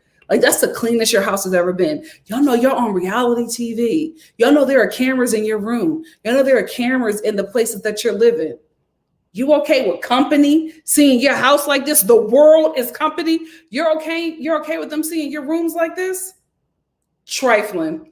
That place looked so dirty. I was very thrown off by that. I was very, very thrown off by that. The last thing that I wanted to say is, I do want to say one more thing about Pam. I thought it was really sweet. I thought this because I feel like every moment with Pam is real. I think that some relationships are a bit manufactured, but I think that every moment that Pam has is really real.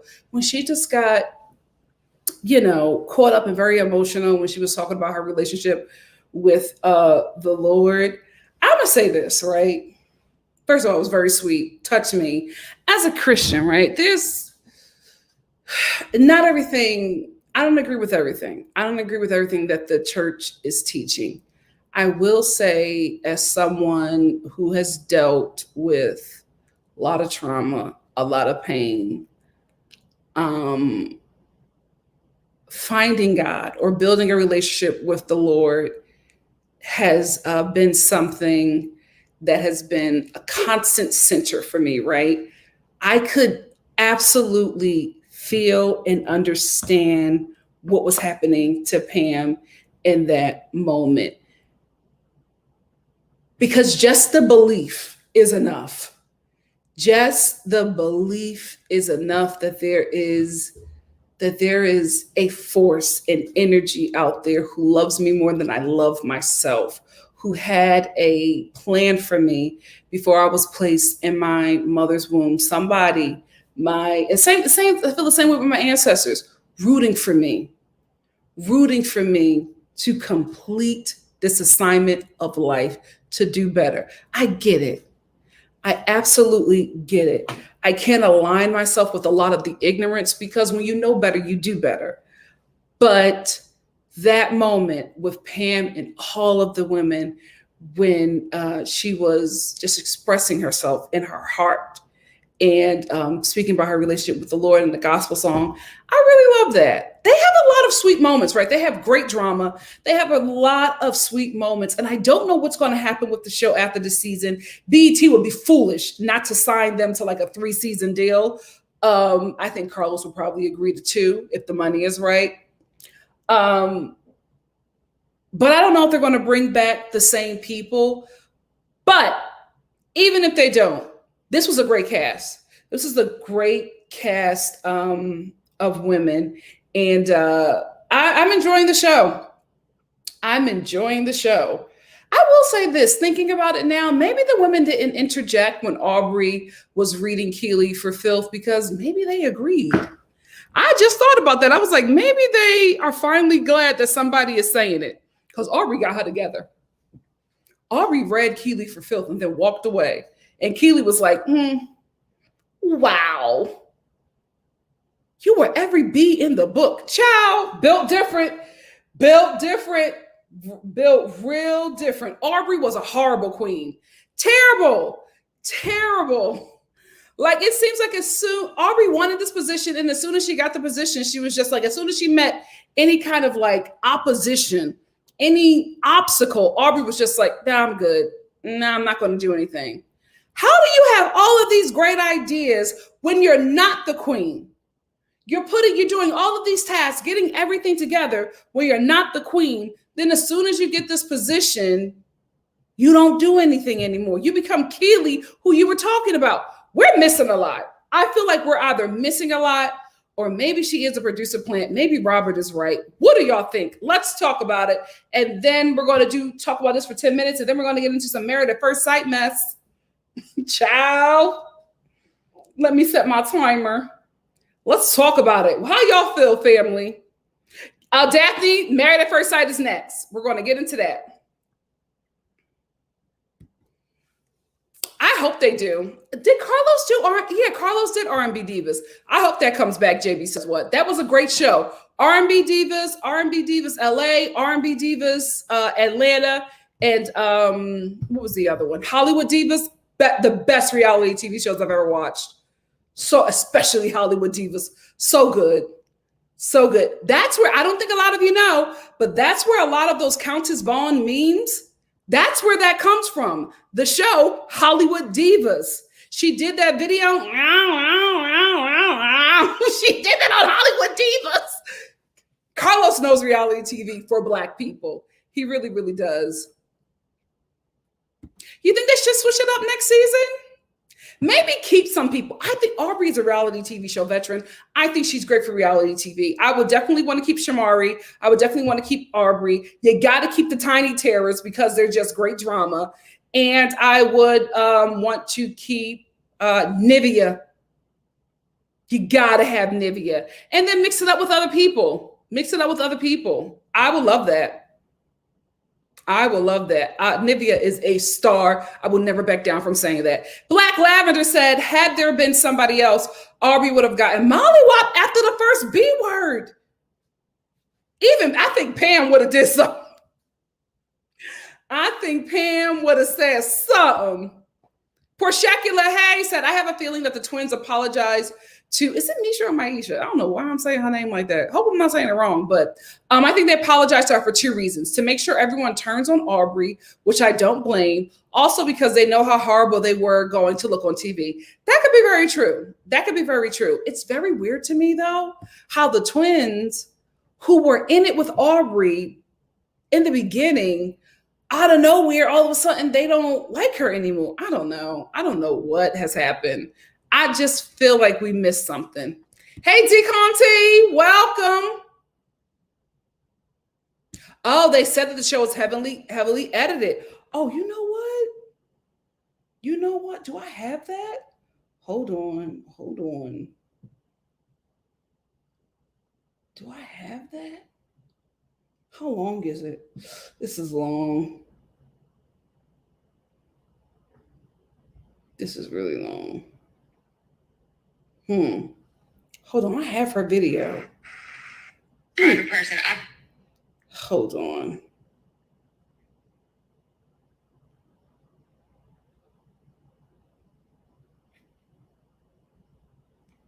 Go live. I don't do that. And yeah, I really love this filter because I look like shit, so forgive me. I do not go. Because I downloaded one of the twins live, but it's like 15 minutes. It's too long. I'm gonna play it to get to the meat and the potatoes. I'm pretty much a private person. I've been a private person my whole life. But you know what? I have to say this. There's going to be a lot of girls on this show that's going to get a lot more interviews, a lot more recognition. They're going to get a lot more of the famous people reposting them, the famous people going live with them and doing things and saying things, whatever. And you know what? Me and Fallon are not going to get a lot of that. Sorry. Me and Fallon are not going to get a lot of that, obviously, because we were the least famous group on the Encore. So, and me and Fallon have not denied that fact. Not even once have we denied that fact. But what I would not do is let people paint us as something that we're not. And let me tell you something. Yes, I'm very vocal. Fallon's very vocal. We're always going to be honest and tell the truth. There were a lot of things that were said on that show that we actually said. I won't even get into the fact that it was out of context, because it was out of context, but y'all won't believe me anyway, so it won't make a difference. But what I will say is this. There's a lot of opportunities that those other girls had that we didn't. We did not have the opportunity to have Diddy be the face of our group. We did not have the opportunity to have Left Eye create our group. This is no shade to any of the other girls, but I need y'all to understand something. When you're a Black woman as dark as me, as dark as Fallon, and yeah, my nails messed up, as dark as me, as dark as Fallon, especially in the early 2000s, there was a lot of shit that we had to take. There were a lot of times people would be like, oh, you're not as light-skinned as, Keisha Cole or Alicia Keys or... I'm going to post the rest. I think I'll post the rest on Instagram if you want to hear about it. But this is what I will say. The gist of it is they were making... This is the thing. The twins make sense, right? The twins are nasty. And I think they don't understand that they're so nasty. Because she was making a lot of sense. I would agree with her with colorism. I agree with her that they did not have the support that other artists had. It doesn't, and I do agree that the show was heavily edited and things probably are not how they seem. That's just how reality TV works, right? But you said those things on camera, even in your confessional. This last episode, I believe it was Fallon who said something, and it was so horrible that the producer that was doing the interview with her reacted, and she was like, "What? It's true." So you still, like, what you said was right. What you said was right. I do agree that your group did not get the same support because of colorism. I do agree your group did not get the same support because you did not have mega producers or huge pop stars backing you. I agree with that, right? But you're nasty. You say not nice things about people. There is a way, even the stuff that I agree with you with, like things that you have said on the show, there's a way to say those things. You have to recognize the energy that you give is not the most positive. I still agree. It's really interesting. I'll put the rest on Instagram, but it's like, girl, you got to take accountability for something. This is the thing. Don't get on reality TV and blame everything on editing. Especially if you are in the scene and we are watching the scene from one of them little, not hidden, but one of those cameras, those overall like ring cameras, security cameras, especially when we're watching that and we're watching it all the way through. You give them what to work with, good or bad. You got to take accountability for something.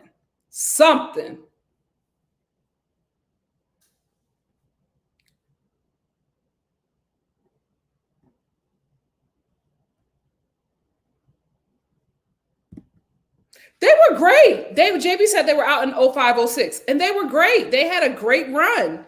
But I think the group actually broke up. Didn't one of them get pregnant and didn't feel like singing anymore? So things happen as well. Me too, Vicky DC.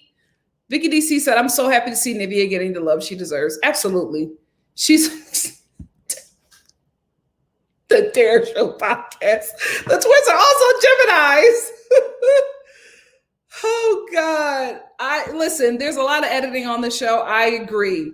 But you say those things. You give them what to work with.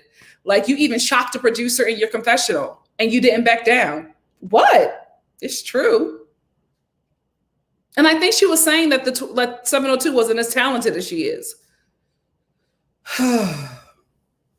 Porshekula probably says, "I wonder if their attitude is a big part of why they didn't blow up." Probably. Probably.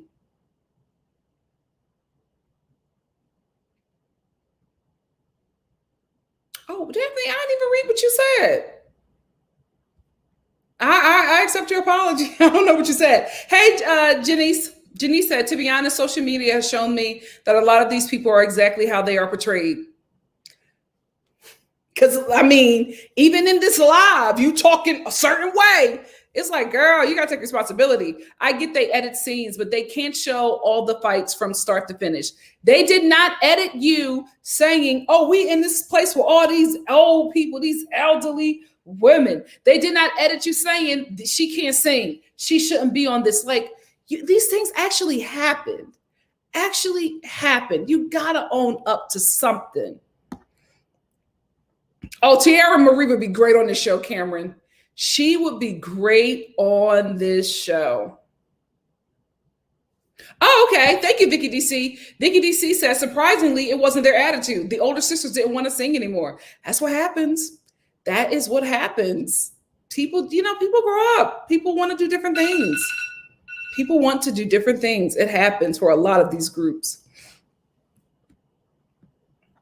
Momi said, yes. Nivian Keeley said that the show slices scenes to make it seem like they were saying something or did something against the person that they weren't. Like, that happens, right? And I also told you about Frankenbites, where they can take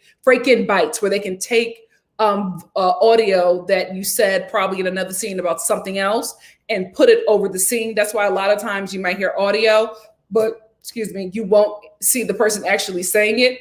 You'll just hear it over different kind of footage and you'll think that that's actually what happened in the scene. That absolutely can and does happen on reality TV. The twins are nasty.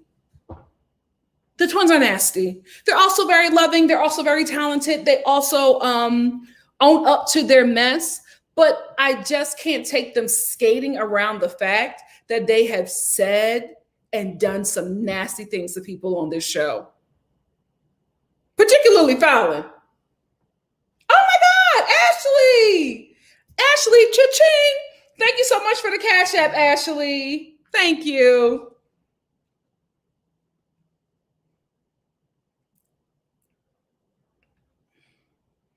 All right, my thing just went off. So I'm gonna answer two more and then we're gonna move on to Married at First Sight.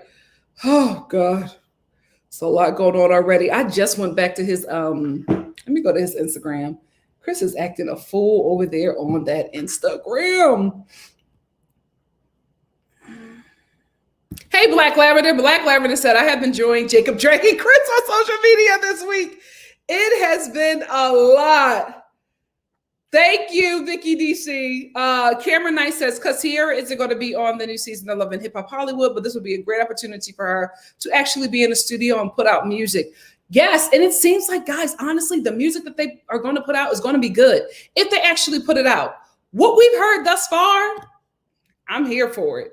And last thing, Vicky DC said, editing doesn't make you ageist. You said those things, guys. You said those things. Yes, editing. Yes, editing. Yes, editing. But you said those things. Let's move on to Married at First Sight. My playback people, give me 15 to 20 minutes. I'm going to watch this video through, and I'm going to put the timestamps in the description box and in my pinned comment. Just give me time. Let's get into Married at First Sight. So there's so much going on. I wanted to put it in here, but it's just so much. It is just, hey, I forgot about that. It's just so much going on. So let me get to, I want to try to show you as much as I can. Let's get to first what started everything, right? So Chris Williams, hold on, I'm going to his thing right now just to see if he posted anything new.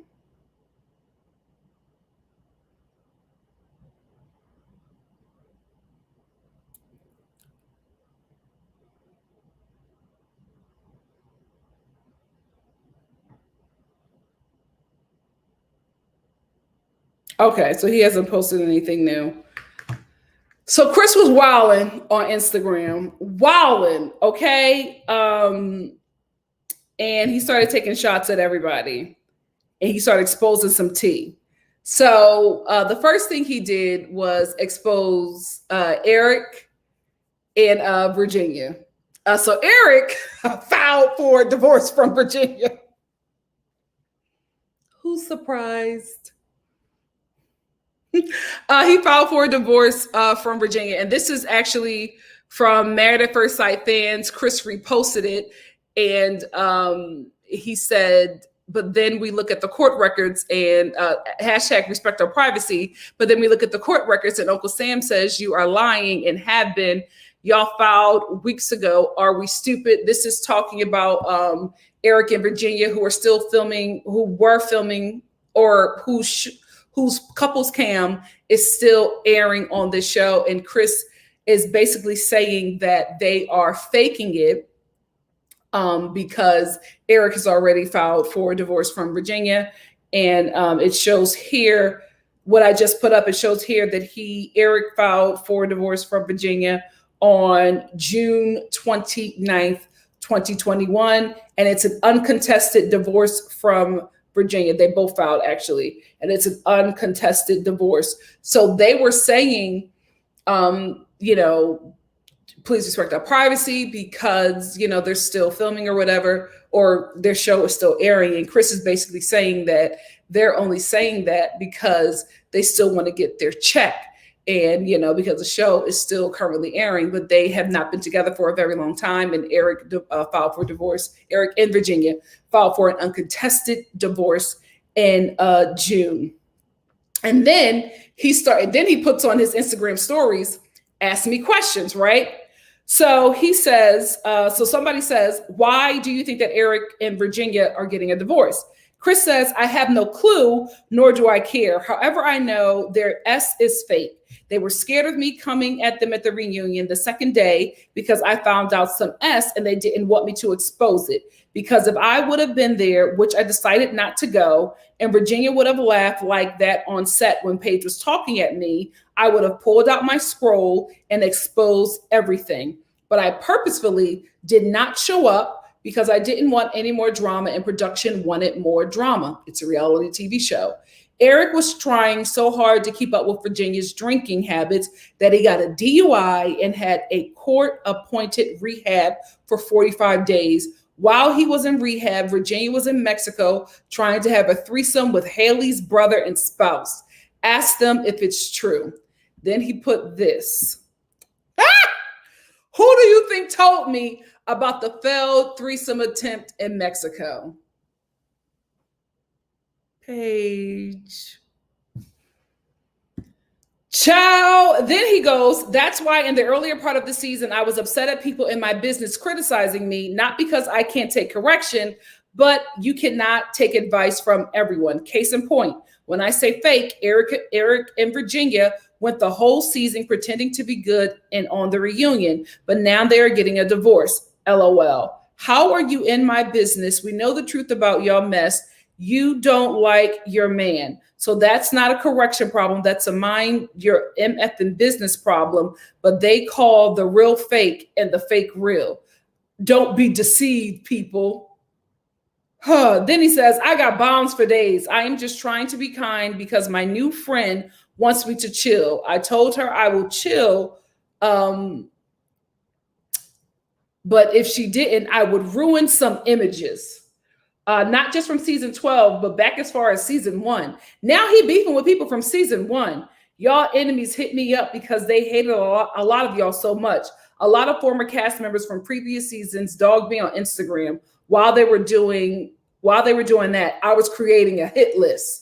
This man is almost 30 and collecting information that could land some of y'all in jail, LOL, especially the people that took the PPP loans and used it for houses. The thing about me is I don't make S up. I will tell on myself about having a baby on TV. Why would I make S up about anyone else, LOL? Literally, y'all enemies would send me stuff, but I will chill for now, LOL. The way y'all react to Black people on the show is different from how y'all react to white people doing the same stuff.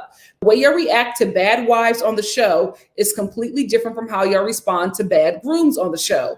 Y'all excuse behavior for certain individuals based on race and sex. If I was a pilot getting drunk on the show, y'all would have called for my job. Y'all said Haley was just as bad as me, and now she's the unsung hero. Not for NikkiStar TV subscribers. Y'all still get her together. A chick went to jail on the show for stalking her ex, and she don't get as much backlash as the grooms who haven't done half that. I have talked to some previous cast members, and it's BS, LOL. You used to take these shots at me week after week. It was the main reason I didn't do Unfiltered, especially not virtually.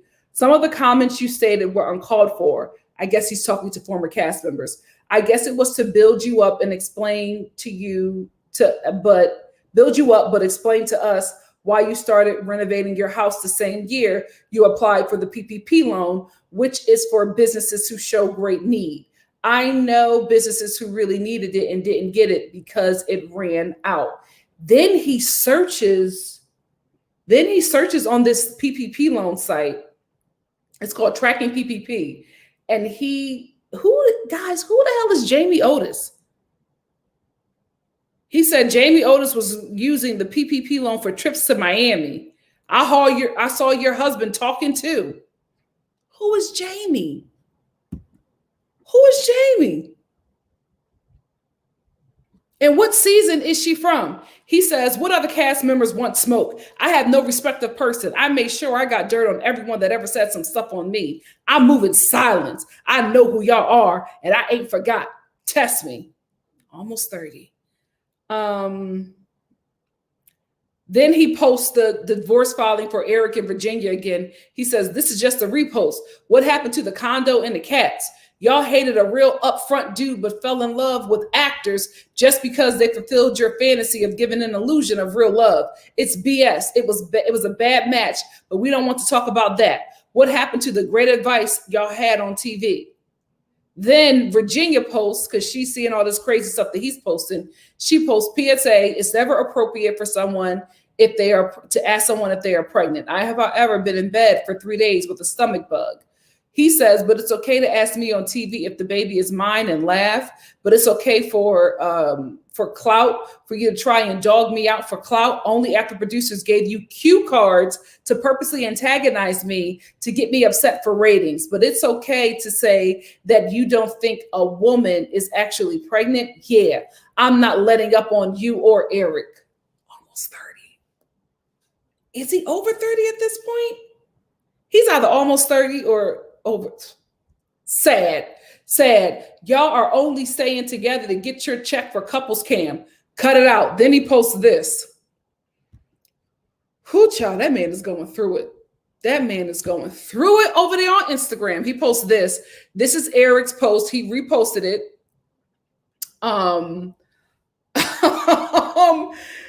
He posted it, Eric's pictures of taking off, and he says, is that the smell of gasoline or alcohol? Then he says, and I felt bad for you at one point, but when you showed no character and went with that fake narrative, all the respect, went out the window. Is that it? Yeah, that's what he wrote. And then he writes, so when I asked what was it I wasn't attracted to, I knew what I was doing. Now he's talking about Paige. I was being tactful throughout the season by saying she is an amazing woman, but she is not for me. The reason I switched up was because I was getting word that you were doing stuff to stab me in the back. And I, at the time, didn't know what, but I trusted the source, and I found out that I found out what it was when the show aired. They said that you should say what you have to say because she is saying what she is saying. I said, okay. I had no clue that you were telling people that I was trying to get back with you. You set me up. You asked me after our initial conversation with Pastor Kyle to keep filming with you so that you could get your check. The date you called me was September 10th. I had quit, but I felt bad for the situation, so I agreed. You then went and told the other ladies that I asked to have a conversation with you when that was a lie. The world bashed me because they said that I was playing with you. The other lady said that I was a horrible person for playing with you when it wasn't true. When we had the conversation on camera, this is at the end, you got up and walked out because you thought I was going to ask to work stuff out to go along with their false narrative. I didn't even know that had happened. I just stubbornly waited on you to honor your part of the agreement, which was to apologize on camera for going with the narrative you and I knew was being created for me. When you eventually did it, I was cool with it. You told me the same conversation that you wasn't attracted to me either. You said your type was taller than me, which I am 6 feet tall. And you said that you were attracted to more muscular men. I said, cool, we're in the same boat. You also told my parents on camera. They edited and didn't show it to make me into a villain. You never were upfront about that. The only reason I kept filming is because of you. On September 10th, 2019, almost 2 weeks into the wedding, asked me to keep filming. You said, I didn't care if you go back to your baby mama. Can you keep filming with me so I can get my check? What is in this contract? My God, I hope you don't deny it because there is a reason I remember the dates, LOL. The only reason I stated that I bought the Benz on camera was because you followed me and Mercedes pages with your burner account. You called me after the post. After we posted the car last year, you asked if I bought the car, and I said yes. You were upset at my response, and you know our agreement. I didn't understand how you were mad, and you knew we agreed to keep filming for your bag. I only mentioned it on camera because I knew how the producers operate. They will bring it up when you least expect it and make it messy. So I said I will bring it up myself because I don't like being caught off guard. So I said it on camera, even though we both knew. You lied and said that we had sex every day on the honeymoon. And once again, I got bashed. You know, half the nights you slept in the producer's room and I slept on the couch. You tried to ruin me. I was quiet through the season, but you lied a lot because it benefited you, but you never spoke up and spoke the truth. I didn't dog you out. We were hanging and chilling at your crib, laughing at the season after the season had ended. I believe some of this stuff. So it was crazy to see stuff like that. You lied and said, you even told me that Styles was introduced to you by Dwight, my initial groomsman. I didn't, and Styles is the guy that she went on a date with, and that Paige went on a date with when they did the Married at First Sight, Where Are They Now? I didn't understand how you needed to talk to my people, and you have friends. You have family. They made you look desperate and thirsty, and you and I both know you aren't that. You are a smart, intelligent Black woman, but you did whatever the producers wanted, and it was not a good look for you. You were not filming so that you could see things through in your marriage. You wanted that check. Why do y'all think after the experts allegedly gave her an out to the marriage, she kept filming? It was because of our agreement, but Lord knows if I would have known that you were lying on TV saying that I wanted to work stuff out, making me look like an emotional abuser, I would have went the F off on all parties involved because that's not right. Zero integrity. Two groups of guys you don't F with. One who has nothing to lose, one who has a lot to lose. Both would mess with is not a good thing. Which am I? So then out of nowhere, he starts going in on Jacob. So he posts the text between him and Jacob. Not him and Jacob. They were all in a group chat. And he says, Jake, please let me know so that we're on the same page for tomorrow. I am hearing mumblings about you taking shots at me, which is fine. We have difference of opinions about each other, but let me know if we are coming for peace tomorrow or the opposite so I am on the same page as you. I don't plan on being progressive about, and this is Jake, I don't plan on being progressive about anything, just honest. And we can talk tomorrow. I don't play by your script the same as you don't play by mine. We can understand each other or not. I plan on approaching every conversation respectfully and honestly. And then Chris says to Jacob, I just want to make sure we're all respectful to each other. I want peace just like everyone else wants it. However, I want to make sure I wasn't walking into a war zone tomorrow or set up because production told me about your multiple unfiltered. Again, that's your opinion on me and your time to express, but not tomorrow if we're all to keep the peace. I will defend myself at all costs if otherwise. Let's not make this about us and let's celebrate the couples who made it. I actually would love to talk about this one day once you are free. Then Chris writes next to the text messages, this is what it looks like. I know y'all think I am soft and S, but I texted Jake directly the day before the reunion in the cast group chat in front of everyone. He wasn't acting tough when I texted him, and I called him. He never returned my calls. I wanted all the smoke. They know I don't play games, but he posts trolling videos, taking shots, and he still ain't called me back. My numbers are the same. Then he says, you never called me, but you posted though. Whatever I say, I can say it to your face, not social media, dog. Then he reposts this. Oh, this is so messy. This is from Vanessa, Virginia, and Eric. It says, hashtag respect our privacy. This is from Virginia's Instagram stories. She says, social media can be very toxic. And for that reason, Eric and I decided a few weeks back to take our relationship off social media. We did a very public experiment and appreciate all of the support, but are currently enjoying some privacy. Please respect all of that. And remember always to be kind. And then Chris writes on it, this is the double standard I'm talking about. This was posted 8 hours ago. Instead of saying we are getting a divorce, you put up a picture of you and Eric, giving the illusion as if y'all still together when you have the MFing nerve to ask for privacy. After I asked several times on and off camera, then you make it seem if y'all are still together. Oh, you can't make this S up. But we don't call certain people out. We don't call certain people out on the BS because of their race. I came out and told you the truth. Y'all didn't bring receipts and say we caught you in a lie.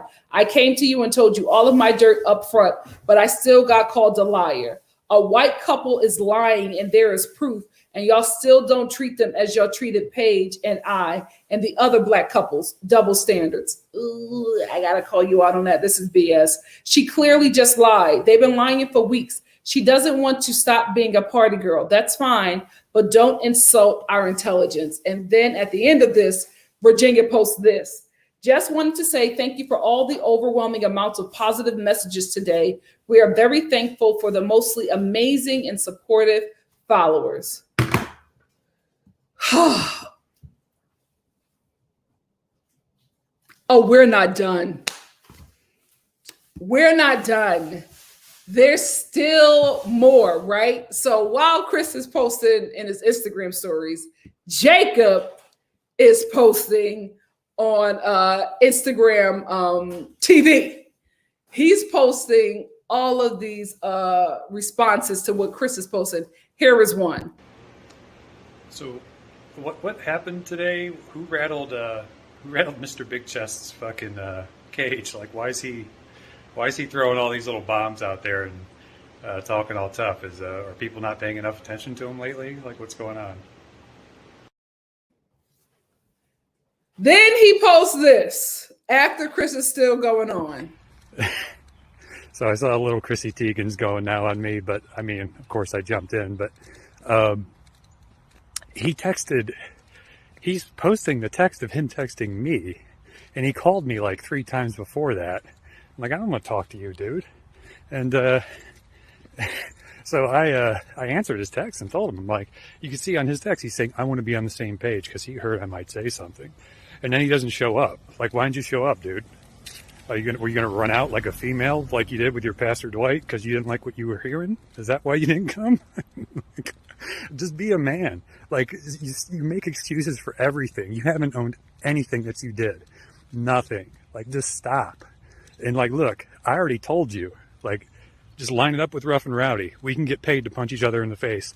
I'll have fun. Like, and I won't even hit you in the face in the first round. How's that? I'll make you like a deal. I'll only go body shots. Like, when I mess up that face too bad. So, and look, I ain't never boxed before.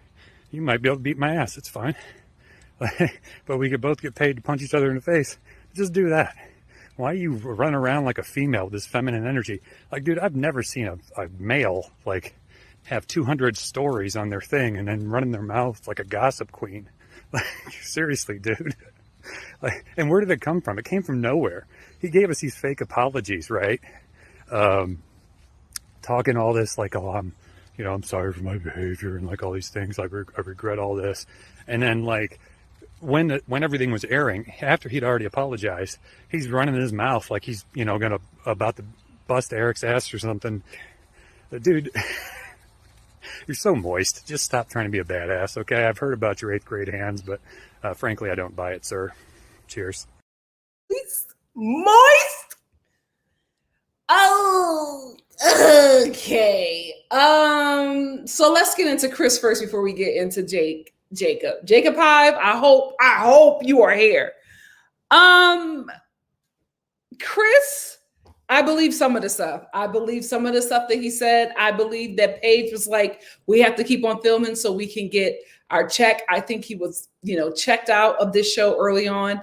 I think Paige did do a lot of convincing to keep him there so that she can film the show to get the check. It would make it more, it just makes sense, right? Because remember, we were just like, why are you going through this? Why are you trying to stay in this situation? And she was using God a lot, but now it's making a lot of sense to me that she would continue to convince this man to come back and film the show so that she could get her, so that they both could get their check. I believe that.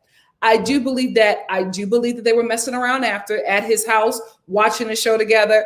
I think Paige and Chris, unfortunately, I don't think they're quite yet done. Like relationship wise, yes. I think Paige still, I think they probably still do drive-bys. That's what this gives me. That's what the friends with benefits, absolutely. I believe that, right? I believe that they had a conversation and they were just like, listen, we are not each other's types, but let's keep on filming this show to get to this point so that we can get the bag. Because the more episodes we're on, the more money that we will get. I do believe that. I do believe that Eric and Virginia have not been together for a very long time. I do believe that they are doing this because the show was still not filming, but still airing. And that happens. I don't think anything is wrong with that. I don't think they're being deceitful. I think they're under contract. And I don't think that they can say, we're getting go on Instagram and tell their fans that they're getting a divorce. They're under contract. They can't spoil the show before you all see it. I think we're all going to see that their relationship did not work out. So I don't think they're being deceitful. I think they're under contract. I think their relationship got to a point that was so horrible that Eric or Virginia could not wait for the show to be over to get divorced. Like for the show to completely air, for them to get divorced. I think it was probably a dire situation for the both of them and they just wanted to be out of it. And so they filed, but I don't know if there's going to be a problem with their contract because that's a public record. You can see that these two are no longer together. Anybody can find that. But I do think that, Virginia and Eric are both still playing it. Oh, we're off of social media and things like that. Not to be deceitful, but because they're under contract. Like they can't spoil the show. Like you just can't talk about what has happened on the show before you have watched it. That's what I believe is happening there. I don't know who this Jamie person is who he's trying to get locked up by the government for the PPP loan. But my God, today, what did Jamie say to piss him off so badly? Like what happened there? Because he had a bone to pick with Jamie. And then Jacob was posting all this stuff too. Jacob said low T energy grown man. I don't know what testosterone. I don't know what that means. Posting 50 stories about other people's business after a moist fake apology. Call me wanting to control the narrative. Calls he's worried about what I'm going to say, yet accuses me of worrying about him. And then he writes, Chris texted me because he was worried I might call him out and force him to run in the back while Maury chased him. #blessed.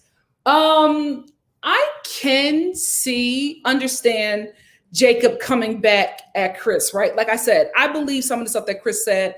I still think that Chris is very problematic and has a lot of issues. Like the way he was talking about, I don't know. Like there's some truth in what he's saying. I don't buy all of it. And I think that he was a huge problem on this show and with this cast. And I also think that a lot of stuff, yes, could be edited, but I also think that what we saw on that show was Chris. I do. I really, really do, because you had a whole group chat of people. Wasn't just Jake. You were in there apologizing to everybody because you did some stuff. Like the same thing with the twins from Encore. It's like, yes, the show is heavily edited, but you give them stuff to edit. You've done some things. They have not edited you apologizing to every cast member on the show. They have not edited you trying to fight Virginia when y'all were doing those racing in those dust cars or whatever. That was you getting in her face, Jennifer and that other girl, Virginia and that other girl. You were getting in both of their faces over Paige. So there was a lot of stuff that actually happened that resulted in the cast not wanting to rock with you. It's not the editing from the show, but I do believe some behind the scenes stuff was happening. Even when I was reviewing the show, I knew that Eric and Virginia's relationship would not last. I knew that they were putting it on for the cameras. I'm not shocked by that. Now that I have this information that Paige was asking Chris and working on a whole agreement with him to continue to film the show, that makes perfect sense for me, because none of Paige's moves from, the time that Chris said that he didn't want to be with her and that he had a baby on the way, none of her moves made sense to me. Now her saying, let's stay in this for the check, that makes complete sense. And that is what I'm going to go with, because it just makes sense. But Chris is not innocent. He has done some things on this show that we have watched, that the cast has experienced. And dare I say, it could have actually been a lot worse for your whole cast to not even want to be bothered with you. I think the only person who still talks to him is Vincent. And I think Ryan, because Ryan's wife, girl, I forgot your name. I'm so sorry. She said that he's invited to their vow renewal, but she doesn't think he's going to come. But Ryan seems to be in a good place with him as well. So I believe some of the things that Chris is saying. I understand Jacob's reaction to him because Jacob just doesn't like Chris, right? So I understand Jacob doing his videos or whatever, responding to that. I also think that Jacob likes the attention. You're 40. Why are you doing these videos fighting with, like, you're calling him feminine? We'll get into that. But you're calling Chris all of these names because he's posting these Instagram stories he was posting about a lot of other people before he even got to you, right? But you're also doing videos. You're antagonizing him, and you're also getting fulfilled from your audience hyping you up in the comments section. So you're kind of doing the same thing. Like, you're bashing Chris for doing exactly what you're doing. Do y'all both have feminine energy? Like, are y'all both like, two vaginas just flailing in the wind? Team Jacob people, Jacob Hive. There was a lot of misogyny in your boys' videos. I'm not shocked. How y'all feel about that? Because he's basically insulting Chris by saying that he's acting like a woman. That's the insult. There's so many things to insult Chris about, but the insult is that he's acting like a woman. He's moist. He's feminine. Like, this is why you're single. This is why the way Jacob talks is just like, I know, we all know who this guy is. The things that he was saying, I was just like, see, this is why. You try to blame it on Haley. You try to blame it on the other women who just won't fully commit to you. Look how you talk about women. The insult that you're insulting Chris with is just that he acts like a woman. And how are all those things womanly? Like, explain that to me. So I wasn't the only person who had a problem with it, right? Because people was getting him together in his comment section. So this is his response to a lot of people getting him together. And ladies, can I just insult Chris's manhood without creating an international incident here? I'm not directly insulting women. Yes, you are. Just focusing on Chris's low T tendencies that you're saying are womanly, like, and talking some S. Remember when we used to do that without it being a big deal? Oh, God, terrible. That's a throwback liberal idea, by the way. Huh? Do say and be whatever you want. The neocons were historically the speech, and you can't do that, police. It's not meant to be that serious. So please relax. And then, child, we're not even going to get into the pick-me's. But we are. So the first girl, who is Carrie B. Fox, I was almost done when you said he was moist. And then you finished me when you said he had 8th grade hands. Lana Vision. I'm a woman and I'm not offended. Well, good for you. I can't stand to pick me. Was it the best way to phrase it? Definitely no. We are strong AF, but the drift is understood. I'm still hollering at little Chrissy. Pick me. Big pick me energy. Big pick me energy. Then this is here's my girl, Amber 327. You're implying the way he is acting is like a female. First of all, any man that says female, I know who you are. I know who you are. Which I assume is intended as a put down to him. Totally on your side with regard to him as a human. But the way you're going about it comes off poorly. Just find a different way. Poison Apple 3 said, yes, exactly. It shouldn't be a bad thing to label men and women differently because we are different. It's okay to label soft, feminine like a woman should be. Ooh, girl. No, you losing me. It's okay to be strong and protective like a man should be. We can be whatever. You guys have to get beyond 2 genders. You really, really do. The world is huge. It's not okay to be weak and dramatic like Chris is, though. He makes my skin crawl. Well, I'll agree with you there. And then once upon a time, 134 says, what does running like a female comment mean? Explain it. I'm not understanding. Do females run away from everything? Is that what you meant? Here is Jacob. Please try and understand. I'm just talking as directed at Chris and relax. Take a deep breath and breathe. First of all, you said breath and breath. Boy, everything is okay. Then Miss Dills 23 says, running like a female, is that how you insult him? Mind blown. Then Jacob responds, that's how men insult each other at times. We got to kill that. We got to kill that. It's not directed at women in general. Please try and not take the diatribe too seriously. I know we're in sensitive times, but it's not anti-woman. It's anti-Chris's manhood. He don't get it. He don't get it. Faye says, it still sucks that you use that language. So many other ways to express what you thought without being sexist. Then he says, not really. Everyone shouldn't take everything so seriously. I'm just insulting Chris. It's not directed at women in general. But you got to admit, I'm right about the stories at least. Oh, God.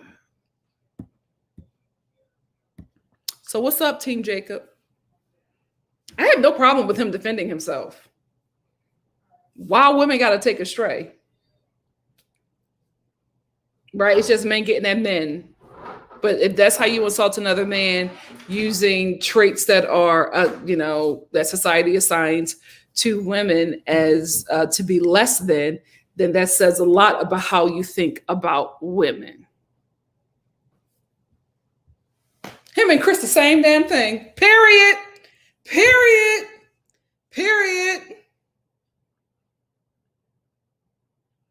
Hey, Angela. Angela's obviously watching the playback. I disagree that Ebony should not be on the show and Brashan should be. That's fine. We can agree to disagree. Candace as well. Vicky DC said, that's why I'm lactose. Retract my positive statements. This is why I'm lactose. Retract my positive statements about Jacob. Okay, said okay. I'm out the hive. Well. Then Kimberly says, Jacob is a walking personification of toxic masculinity. You better tell the truth and what? Shame the devil.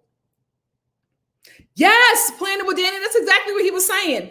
Chris's anti-Chris's manhood equals womanhood. Like even when women who were supporting him was trying to explain to this fool what he was saying, he still ain't get it. Basura. Crazy homebody girl said, that's why I jumped out of the hive weeks ago. Oh, Jamie is the host of Unfiltered. Oh, thank you, Tracy. Oh my God. He's trying to get Jamie locked up. Oh my God. Chris is crazy. Oh God. Oh, wait, what did he say? Crazy Homebody Girl. Crazy Homebody Girl said, not a part of the Jacob Hive anymore. Didn't like what he said a few weeks ago about politics and his views. This is funny, though. Oh, shoot. Oh, shoot. On the Kimberly, hey, sis, said on the first episode of Couples Cam, she referred to Eric's second room as her room. Ooh, see, I'm not watching Couples Cam. I'm not into that Blair Witch kind of filming for TV shows. You got the budget. Give me actual camera and lighting, and yeah, that I can't get into that other stuff. He does. Chris is very pressed. Chris is very pressed. He has to have a Google alert. Why are you trying to find out all this information about people? You look unhinged. Unhinged. Yeah, they're both just very oblivious. I think they're both emotional too. I think they're both emotional. Jacob is the only one. Nobody is like really responding right. I get Virginia having to do something. She's under contract and she's still, still being filmed or, doing this show. So she had to say something, right? Because this man is exposing her business and putting her out there. Jacob, why do you keep on doing these videos? Let me see if Jacob did another video. Like, you talking about Chris, but you're doing videos as well. Acting like a female. That was, I couldn't get into that. I'm like, what is this? You're trying to come after Chris and you are exposing yourself. Oh God, he's doing more. He's doing more of these videos.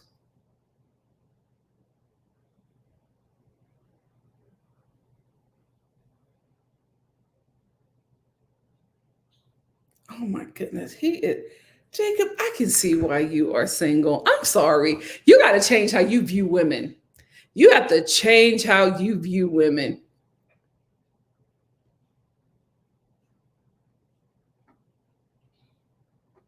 New Mommy D said, I have a brother who talks like Jacob.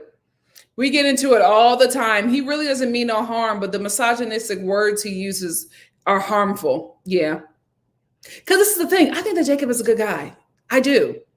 I think that he is a good guy. I think that his way of thinking is that weird, like machismo, gym rat kind of mentality, where it's just like, protein shakes and lifting weights and women stay in the kitchen and cook barefoot.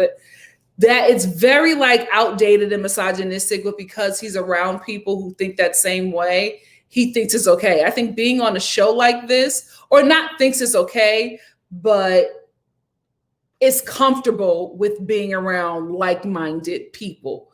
And I think being on this show is exposing him to audiences who don't agree, but he doesn't care, right? Like he's very aware with it, right? Because he even says, oh, this is just how men talk to each other. Not saying that he don't know that it's wrong, but saying, but this is just how we talk. I don't mean this about women. I wouldn't say this about women, but you're using things associated to women to insult a man. So what do you think about women then? Clueless, but very aware, very aware.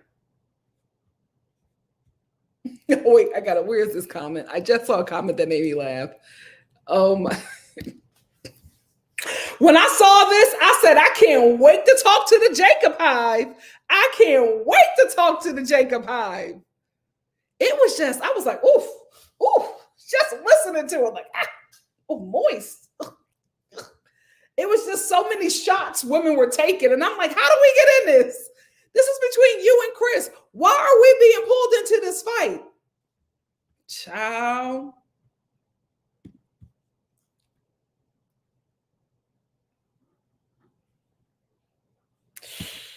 Yeah, I have to agree. I feel like that's coming, planning with Danny. I'm telling you, just the way he was talking, I was like, Yeah. Yeah.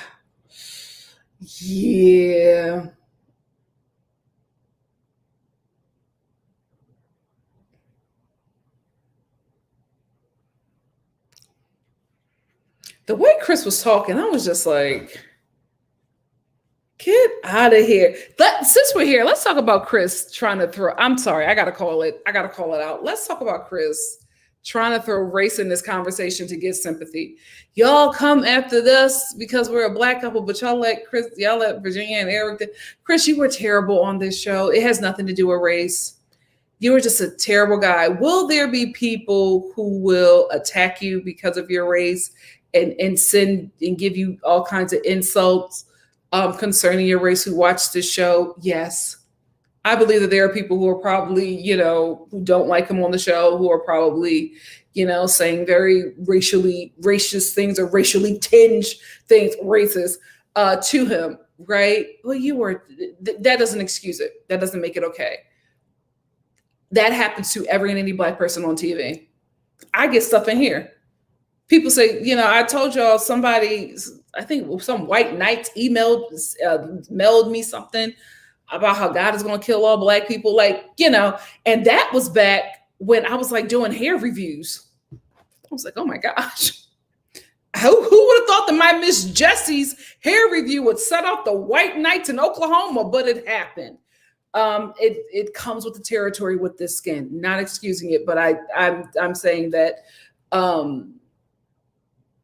the sane people who watch this show do not like you for what you presented on the show outside of editing. Do not like you for what you presented on the show. Because if you are not the person who they edited on the show, and this is just an edited version of who you are, and they just made you a really bad person, then why is that same person showing up on your Instagram? Without editing. It's the same energy. It's the same comments. I don't think it was race. I think you got the response from the viewers because you were a terrible human being on that show. I'm not saying that you're a terrible human being in life, but on this show, this is how a lot of us met you, and it was ugly. You got to take responsibility for that. Because saying, I knew what I was doing because the producers told me, this is what they do, right? So I absolutely believe that a producer told him, because remember, we were watching the producer tell Paige, no, you got to go back there and you got to tell him this and you got to tell him this. I absolutely believe there were producers doing the same thing to him, but you're still a grown adult. You still didn't have to say that you're not attracted to her. You still didn't have to say that, Pastor Kyle, it's all these beautiful women out here in Atlanta and you bring me this. It's all these beautiful white women, beautiful Asian women, beautiful Latina women, and you bring me beautiful black women and you bring me this. You still said that. A producer put a gun to your head and made you say that. You got to take responsibility. You got to take responsibility.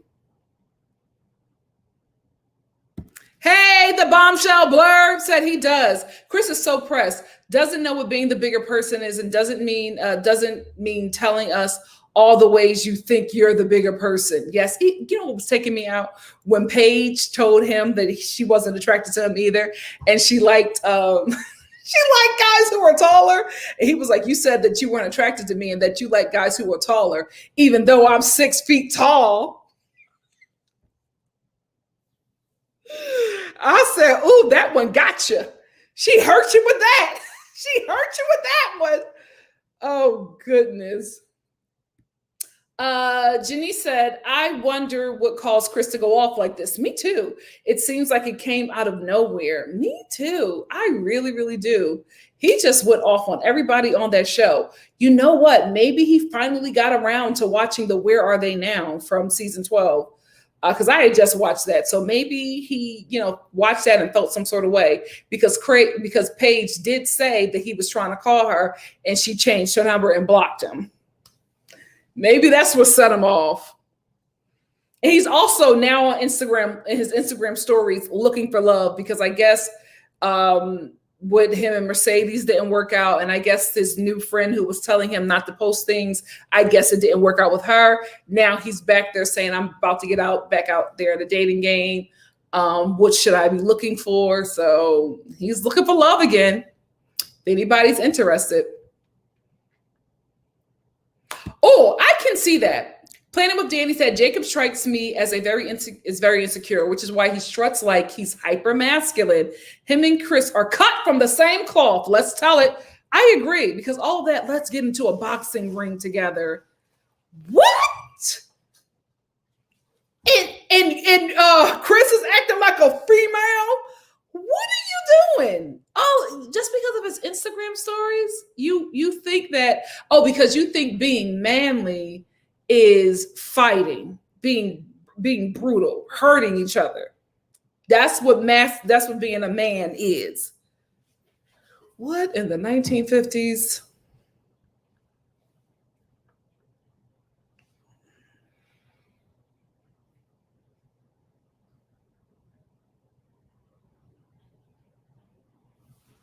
Exactly. That's our favorite couple. So he can't bring that up. And I don't know how he's totally skipped over Vincent and Brianna, how they're the stars of this season. I don't know how he totally skipped over that.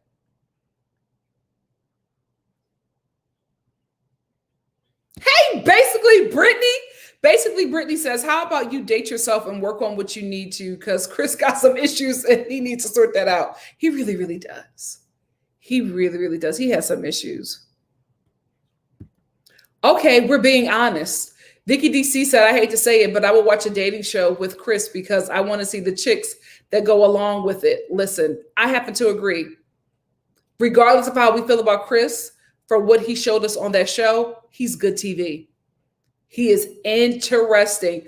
I'm not going to sit up here and act like he wasn't a draw this season, because we ain't know what that man was going to do. You know what I mean? Like, that is like, unfortunately, personalities like that are good for reality TV. Like, we all tuned in for Vincent and Brianna, but we got the love story that we were all tuning in for. And then we got the drama from Chris. And then when he was gone, it wasn't that interesting, right? Because you got Eric and Virginia faking it. You got Haley and Jacob, who barely filmed together because they did not get along. And then you just have Brianna and Vincent, which is fun. But, you know, a whole hour of that. There has to be a messy character on every reality TV show. When you remove the mess, it's not the train wreck TV that everybody is tuning in. Oh my God, it would do numbers. Like, I will say this. The dude wasn't lying when he was just like, his season did numbers and no other season did. The dude wasn't lying when he said viewership dropped when he left the show. He was not lying. Because like Carlos King said in an interview recently, he said, listen, people don't realize that character that everybody hates draws up the ratings on a show, draws up the viewership. People love to watch Meghan McCain disrespect Whoopi Goldberg.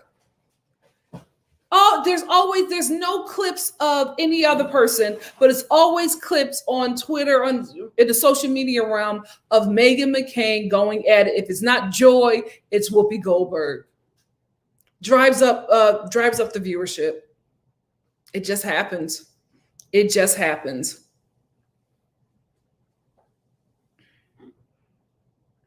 Flavor of Love was good. Flavor of Love was really good. The bombshell blurb said, yeah, because he did say something about how Paige was blowing up his phone and calling him from Haley's phone. Yep. And he says that he has call logs and he was big mad about her saying she changed her number. Yep. I think he does have receipts. I think that's why he's talking like that. I think that's why, Paige isn't responding to anything that he said, because she knows that he's upset and he will, do some stuff. If he's exposing Jamie for taking a PPP loan, what you think he gonna do to Paige, who he's mad didn't really ride out for him on the show like they had discussed? Because I think they had a discussion. I think they had an agreement. It makes sense now. It makes sense now. I said, this is exactly what happened. And unfortunately, Paige, you made a deal with the devil. It's true. You made a deal with the devil, girl, and this is how he collects. So if I was you, I would just get off of social media because he's ready. He wants you to say something. He wants you to be like, this isn't true. And he got his receipts ready. If I was all of them, I would leave that man alone. Because listen, even if it, even though it happened or whatever, if it did, I don't think he's lying about it, but I was very uncomfortable with him talking about Eric's DUI. He's a pilot. And maybe, Eric was just like, this isn't working out for me. I'm getting DUIs being married to you. I got to get out of this situation, right? But that is major. That is major. Eric having a DUI and he's the pilot. That is going to cause some problems for him. I think he could get fired. His whole career. Oh my God. I know he wishes he never came on this show. Oh my goodness.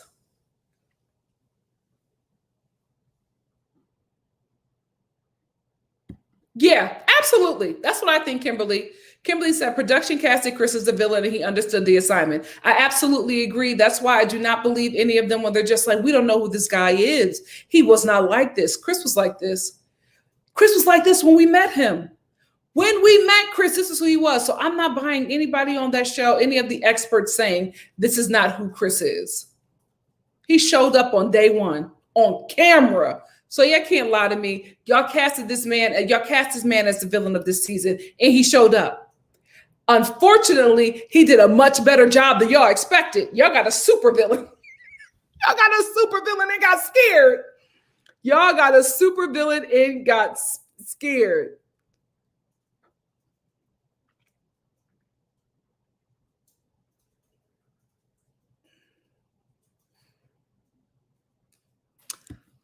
Brittany said we should do a Flavor of Love. We watch, do a live reaction to it. I would love that, but I don't think I can. I think YouTube would take that down.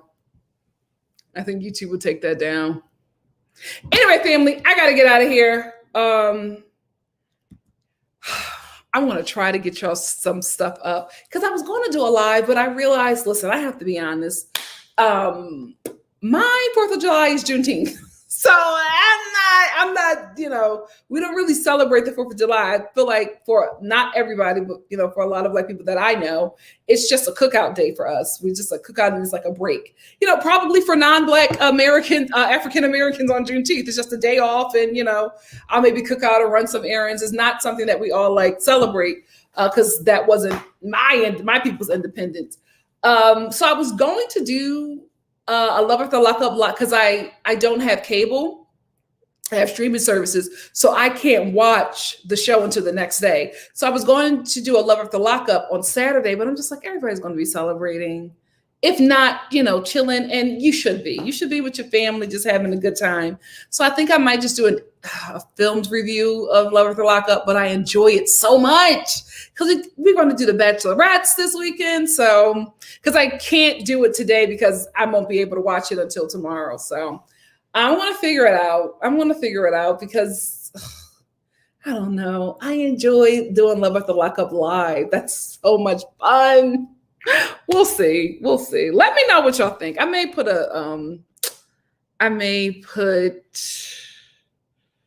what is it? A vote up to see if enough of you guys watch, I'll do it. But I just feel like you're going to be chilling and having a good time with your family as you should.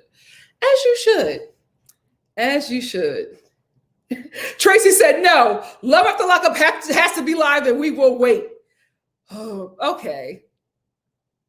Dr. M said, no, we are free over here in the UK. Do a live. Okay, it's going to be a live. I just don't know. I have Encore and Love After Lockup are my favorite shows to do a live with. It's so much fun. The only reason why I put Encore together with the Housewives is because of the time that I have, but I enjoy those lives. It's so much fun. Okay, we'll see. I'm still going to put up a vote just to see. Oh yeah, Tony. Yeah, that was bothering me. Yeah, I've been reading up about that Pray for Canada, child. Pray for the natives in Canada. Yeah. Poor child. So I'll see. I'll still put up a vote to see if that's something that everybody will be. It's Kima said we can multitask. I can't believe that Timmy still has a hold on you guys. Timmy was like, what, 2 weeks ago? He still got Timmy the plumber. It's so funny because he has no idea. He has no idea that he has such a huge fan base over here. That was a good time. Okay. Yeah, the energy. Okay, Leticia said it has to be live. We will wait. The energy during that is everything. It's so much fun. Okay, I'll find the time. It may not be tomorrow just because I just feel like Saturday of all days, maybe Sunday. Maybe Sunday will be chiller than Saturdays. We're going to figure it out. I'll still do a vote, and I will see you guys soon. Thank you all for joining me. I know the time is different. But I love how you guys adapt to whatever is happening with me. And I totally appreciate your support. I had a great time. And I will see you all soon for Love After Lockup. I can't wait. Love y'all, family. Oh, Timmy the plumber.